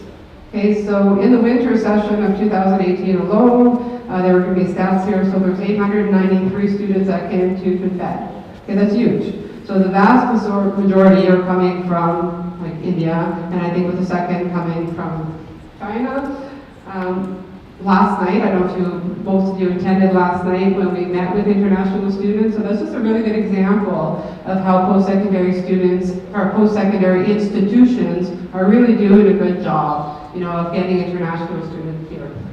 What the, I guess, concern is, so we've gathered all of these institutions together across Northern Ontario, and we said, okay, give us those numbers. Okay, give us how many you're attracting, how many you're keeping if you can, give us where they're coming from, so we have most of that data that we'll share back shortly. And then we're doing like, okay, well, what are the issues? And the biggest issue is what we're trying to resolve is the retention of our international students. Okay, why are they not staying? We know can't remember the number, but there's, over, I think it's over 3,000 that are coming into Northern Ontario, and we don't know the number of how many are staying. We probably have the stats, I just don't have them here, on how many are staying, but we want that number to increase, drastically. And even last night when I was talking to some of the students, they were saying, I want to stay, but I can't, right? So let's figure out what I can't is, and, turn that into I can, and that. So the 5 things that have come up so far with colleges around the challenges, right, are the isolation, feeling isolated. So some of them are coming from, I heard like Dubai's, which is really, really big communities, coming into these small rural communities. The regulations, okay, as we were talking earlier about some of those NOx codes. They have more, the private sector, I guess I'm going to say, is a challenge in connecting with the private sector and those jobs and making that happen. And a big one, I guess in my mind, is the reluctance, of some employers of being able of hiring, immigrant students for various reasons, whether it be racism or whatever, right? So there is a huge need from an awareness perspective, in order to be able to make that better. So identifying those challenges, is the start, is the key to begin, and then we're going to keep working, get advice, further advice from the post-secondary institutions, and figure out what's the gap, and what is it as a federal government that we can do in order to either remove that barrier or to help you fill that gap, okay, or fix that gap. So stay tuned on that, because we'll be doing more work on that as we're moving forward. Supporting communities to organize and facilitate newcomer integration and retention. Okay, so we're going to say drawing on the expertise of other departments, federal and provincially, when you're looking at, we heard earlier that there's even a guide on 62 pages on your website about, what you need to do in order to be an attractive community, right? So those are great. So what we're doing is we're pooling all of that information together, and we're saying, okay, we're going to support, communities that want to advance in these areas and that want to do. So it's not, I can't say we're going to do this and that. It's really community specific to some extent, but we are there to help the community support that effort and then to move that forward. I can talk about a few projects.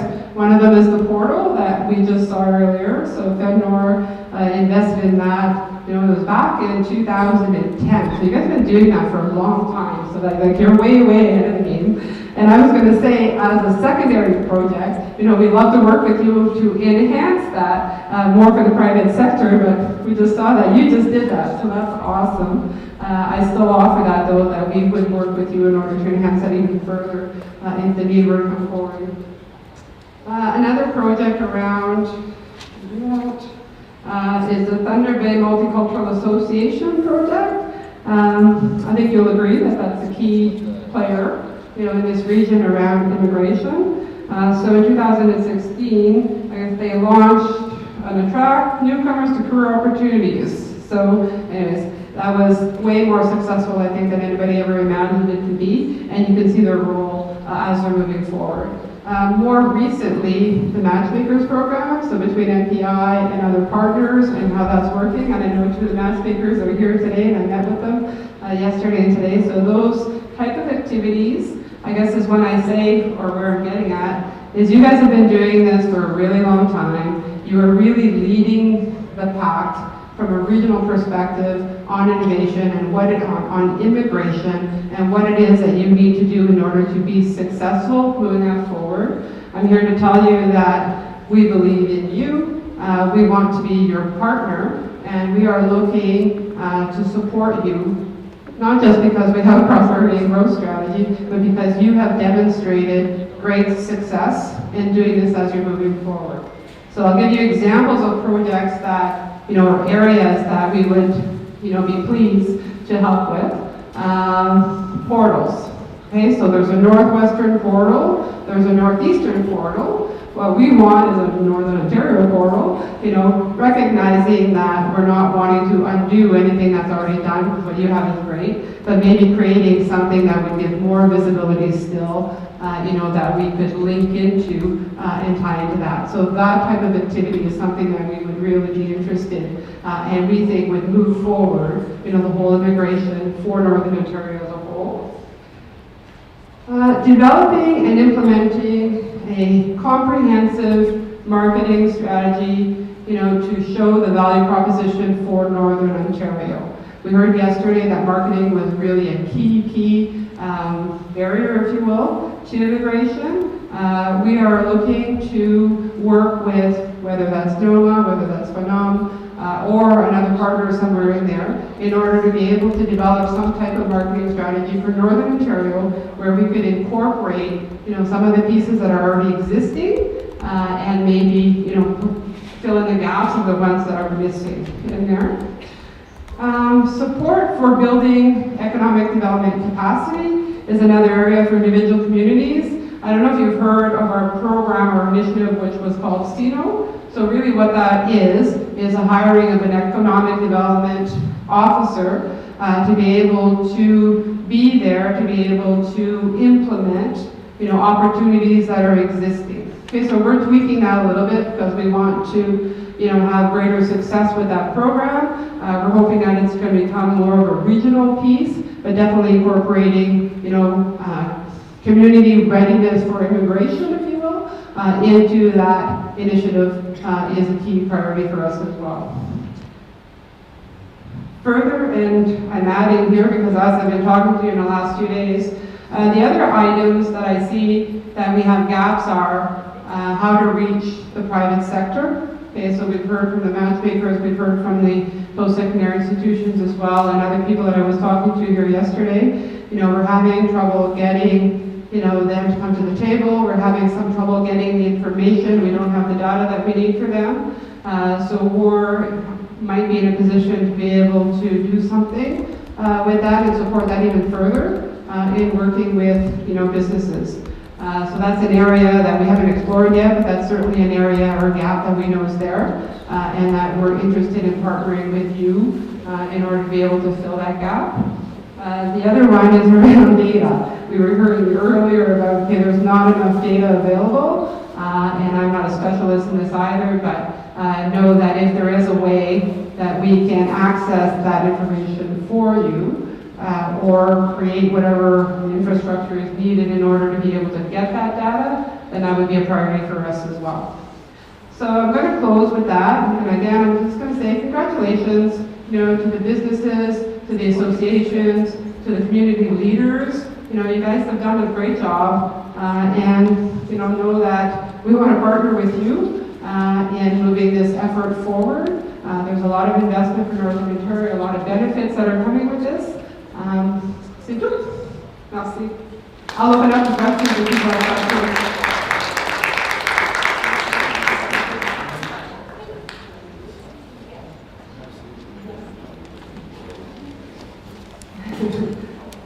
Hi. Hello. Christian Roy, Réseau du Nord. So about retention, I've been involved about 6 years now in immigration. What I've found is we have a centralized approach to recruitment, where it's usually done by the big centers, which I applied the rural immigration pilot. But what we need to realize, as brought up before, the last government closed many offices from where it could be recruited before in other countries. So there's a whole bassin where you can go recruiting sub-Saharan countries, which is not happening right now. They have to go to Morocco. And also, we seem to be recruiting people from the big cities to come set up in the rural areas. So we need to have a national approach. But if you want people to come to small areas, how about we go recruiting people who live in the country? And last week I had a chance to meet with the president of the Northern Ontario Muslim Association, because there's an employee from Sudbury going to Morocco to recruit, so I wanted to make sure he had all the tools necessary. He said, first of all, and he says, don't recruit young guys, they'll just come here and party. He said, well, in Canada we can't discriminate for age. But it says, try to recruit people from the country, because they more than likely will have families, and they will want to come with a family and they want to stay. But if you go recruit people from the city, they're more than likely single, and they want to go set up in the city, and they want to go live the free life that Canada's promised. So it's also looking at people that match the communities. Has that been discussed? It has been discussed at several levels, one of them even at the program level, where we're saying national programs, and that doesn't always fit for the regional approach or for Northern Ontario. I would say that, again, I'm a business person, so if there's a proposition that comes forth that makes business sense, then I'm on side with that, right? So agree fully that, larger, recruiting from large cities and bringing them to rural is probably not a good fit, that there needs to be different avenues in order to be able to do that. Again, not an expert in that, but what we're seeing through the colleges, is all of the different countries where, they're coming. There may be a way to be able to target it or identify, or, I don't know how we're going to figure that out, but we're certainly open in helping to do that, and I agree with you. That there's different approaches that need to happen. Actually, it might be a little bit part of what the community pilot is looking to do as well, and determining, how do we keep people here, and what are the successes of keeping people here. And that might be, just like you say, recruiting from, different areas where it's similar, or where the value systems are the same, and doing that, so. You don't double cross that.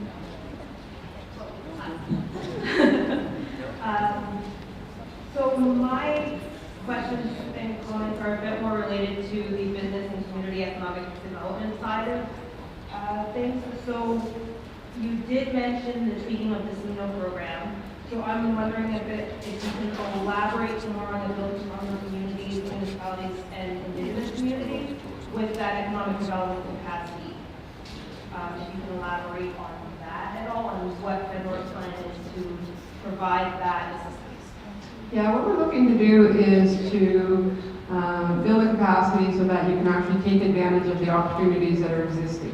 Okay, so that could look like if you know of a company that wants to settle in your town, but you don't have part of the industrial park that's missing, we would support that and say that that's an economic opportunity for you. You're bringing in a new employer into your community. You need that infrastructure, and we would help you support that. That would be one type of example. For the indigenous communities, some of it is, again, could be around what you need in order to be successful, whether it's that training centers. We've been funding some multicultural centers in those areas as well, and able to do that. So it gets very unique, I guess, on a community by community basis. What I would say is important is that there is a plan in place, like a strategy. What is it that you're trying to do? What are the outcomes that you're trying to get to? And for us, it's not so much about the what, it's what are you going to accomplish with what you're trying to do. Ultimately, taking advantage of an opportunity that's available to you. So not so much the, if I do this, maybe, that's kind of an iffy, but if you have more for sure's, I have a gold mine opening up at my back door, and I need this in order to be able to make sure that people can come and stay in the community, that's the type of thing that we would support you with. Okay, my second question is, I'm wondering if Federal is taking into consideration local community futures development corporations and other people on the ground working with the businesses and supporting those resources for getting that additional feedback, and also for getting immigrants and newcomers to stay within the communities in the regions, providing more resources on the ground level to get these individuals to start businesses and purchase existing businesses as part of succession planning. Yeah. So the Community Futures Development Corporations are great organizations. They're great partners. We work with them on a variety of fronts. We have a couple of programs with them on youth, so private sector, youth internships. Around the immigration piece, I think we're still waiting to see where that's going to land and who's going to be doing. Right now you have a matchmaker program in this area. Who sort of will pick that up on the longer term. It might very well be the community futures, like the CFDC's in that role. There's a role with them for access to capital, obviously, for startups and businesses. So they're coming forward. We've done, we meet with them on a regular basis, and they're coming forward with ideas on what they would like to see, how they evolve as part of the innovation and skills plan and as part of our strategy. So we're working with them and seeing what that's going to look like. But definitely, they're great partners. Thank you. So as one of the international community matchmakers here, I do speak with a lot of international students, so I was really glad that you brought up the kind of barriers that they're facing. And I just wanted to kind of point out that it's really important that we start to talk about international students in a more positive way when it comes to connecting them with the labor market. And there was something that struck me just before the end of last year when I was reading through the Canada Summer Jobs Program delivery instructions, because new to this year's program delivery instructions, although we know international students are not eligible for that program, and they never have been, there's new language that's used in the instructions this year that specifically states to employers that due to their temporary nature and due to their temporary connection with the labor market, and it kind of uses this language that really sounds discouraging, like international students are not really a valuable resource to your company, therefore they're excluded from this program, which I thought was really interesting and also new language that's been put in there. So I'm kind of hoping that, you know, maybe there can be some thought put into how that type of language can be discouraged, and maybe we can use more positive language coming from the federal government around, you know, integrating international students into the labor market rather than kind of putting the idea in employers' heads that they're temporarily connected to the labor market.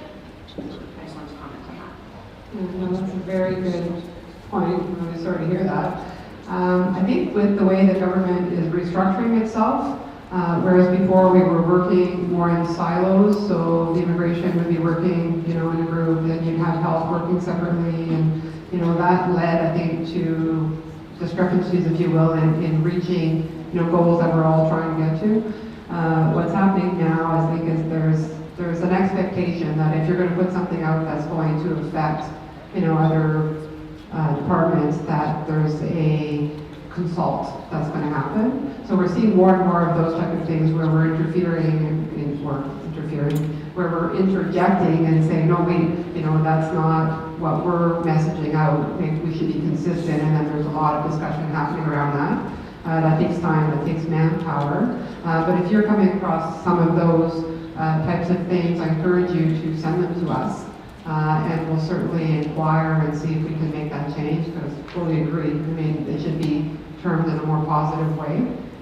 And sometimes we just don't see those grades. And sometimes people are doing this and they just don't realize the impact that it's having. And it's a quick call and saying, you know, fix that, and then it gets done right away. So, you know, I encourage you to be vocal about it and send something in so that we can try and address those. Okay, so if that's all, thank you. I have a flight at 2, so I'm going to head out soon, but enjoy your lunch, and thanks again for inviting me. Okay.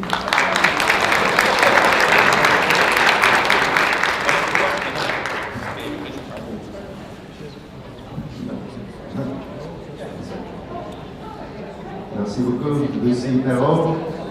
One more hand for Lucy Perrault. We're almost there. One more. So Stacey has a number of announcements she wants to make before we're going to get off to lunch, and then we're going to come back and do breakout groups this afternoon. All right, everybody. So I know that because of the weather and everything else, people may be frantically trying to figure out what they're doing this afternoon. So I want to make sure that we acknowledge the hard work that's been put in to put this day together. So I'm going to turn it over first to my colleague Nicole, and she has some acknowledgements to make. Thanks, Stacey. Okay, so I was told to acknowledge all the volunteers that I was able to recruit to come to the immigration forum. So I'm going to just call your name, talk a little bit about you, and then you'll get to stand up so that everyone can clap for them. So the first one is Kevin Brooks. So Kevin is the Experiential Learning Coordinator at Lakehead University. He is one of the instructors teaching the Race, Refugees, and Borders course in the Social Justice Master's Program. So Kevin. And then I have Kevin Leatherdale, I hope I'm pronouncing this right. So he's an LU student in the social justice program. He's also one of the note takers.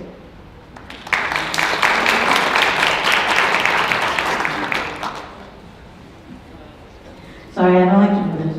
And then I also had Aina yesterday, she wasn't able to come today, but she was also one of the note takers. She's an LU student as well. She's pursuing her master's degree in education. So Aina was here yesterday. She's also one of our volunteers in the Link student downstairs almost every single day. She's there. And then also I did mention Kevin Leatherdale will also be starting doing some volunteering in our Link school at the Multicultural Association. And then I also have our placement student from college. He is in the social service program. Louis Capruso, he is not here currently. He's working with other newcomers, with our other settlement worker at the office. And then Nilufar was also here yesterday. She's also a student at Lakehead University. She's pursuing her master's degree in sociology. She's also doing research on immigration for Northwestern Ontario. She's also one of the vice assistants at MCC, I believe, Multicultural Center at Lakehead University. She does discussion groups based on immigration in Thunder Bay. And then I also have Diana and Masood, who's also a representative from the Multicultural Center at Lakehead.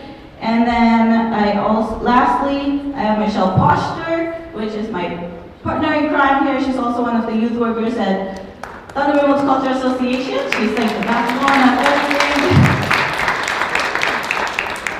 And then that's it. Hello, I also have a couple of acknowledgements. I'm Rachel from MPI. So I would like to thank, can everyone hear me? Okay. So Kathleen Baker, she isn't here yet, but she's one of our note takers. She's working on a project on the shared economy, but she took time to help out with the forum today. Then there's also Anthony Noga. He's another MPI employee. He's working on unincorporated areas in Northern Ontario, and he will also be here in the afternoon. By the way, if you're interested in any of these topics, in addition to immigration, please contact them or me. And then I would also like to thank Christine St. Pierre from Sault Ste. Marie, Christine, for helping out with the Francophone group. And then I also want to thank Emily and Yaya for being here today to talk about their amazing project and all the good work that they're doing.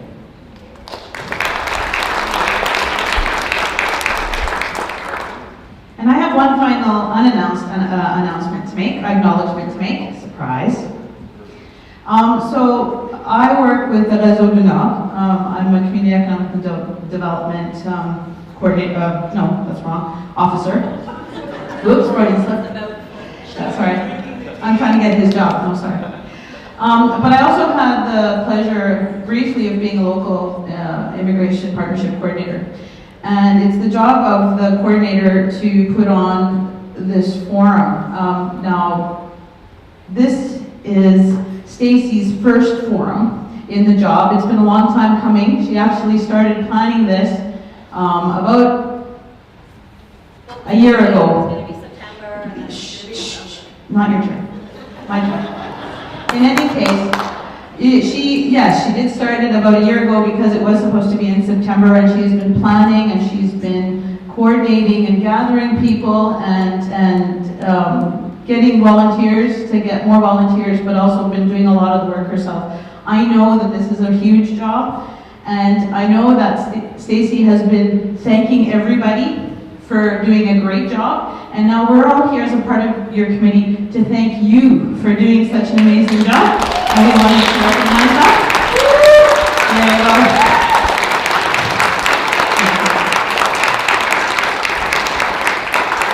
Here's to many more forums. Absolutely. And friendships. Paula, you're awesome. Thank you so much, you guys. That's so thoughtful, and it's truly been a pleasure. It really has. Like Paula said, never having attended one of these and then being asked to organize it is, it's great. So thank you very much. And on that note, Paula mentioned our organizing committee. Oh, first I need to thank sponsors. Woo! Sorry, sponsors. And I need to look at my list. So I'll do this very quickly. Net Newsletter, please stand rise, get some. So this is January. Net Newsletter has done a fantastic job live streaming, going to Tate Patty, many other things. He created a hashtag for me because I didn't have one of those. So he's been fantastic and donating his time to do this because he feels very passionate about this work. So thank you so much, Net News Ledger. CBC. Where's Piero? Oh, there he is. Piero is also a sponsor. And we're very, very grateful for the support to be able to put some money into some great things for us. Who else do I need to thank? The Chamber, they're not here, but they were a sponsor as well in promotion. Fire Dog Communications. And who else do I need to thank? The Riso. Sorry, the Riso as well. So the Riso has also been a huge contributor and helped to facilitate making sure that people got here. And so finally now I just want to thank the people that I worked with on the forum. So I'm going to acknowledge Anita and Nicole, our TVMA staff. Oh, I need to also acknowledge TVMA. They're also a sponsor. And IRCC. And I'd like to acknowledge Charles and Rachel from NPI. Where are they? And I would also like to acknowledge, who am I forgetting? I like the Chamber. BBC, yes, BBC has also been a sponsor. But I feel like there's something else on the organizing committee. Did I say Rachel? Oh, Rachel and Charles from NPI. I have no idea what you're saying. Just say it. Tell me who I'm forgetting. I'm sorry. Oh, the drummers, yes, thank you very much. And Aaron and Amanda, thank you so much for your contribution. I'm sorry I haven't written down, but that was a wonderful gift this morning. We're so appreciative of your time and giving us the gift of your music and sharing your culture with us. We're really, really grateful, so thank you so much. Finally, one more person to thank, and that is John Thompson, our MC for today. Thank you so much, again, for sharing your expertise and your time and your energy with us. We have a gift. There you are. Okay, am I forgetting anything or are we breaking for lunch? Oh, you dropped a card. Thank you. Okay, I guess that's it. We're breaking for lunch. I think what we're going to try and do, folks, is due to the weather and everything else, we're going to try and shorten up the day. So what we're going to do actually is we're going to go for lunch just until 1:30. Does that work for everybody? Okay, 1:30. So we'll reconvene at 1:30 and we'll probably just spend about an hour wrapping up and gathering some final thoughts, and then we'll get everyone to send on their way, okay? Nothing else? Okay, great. Enjoy the lunch. It's a hot buffet lunch today.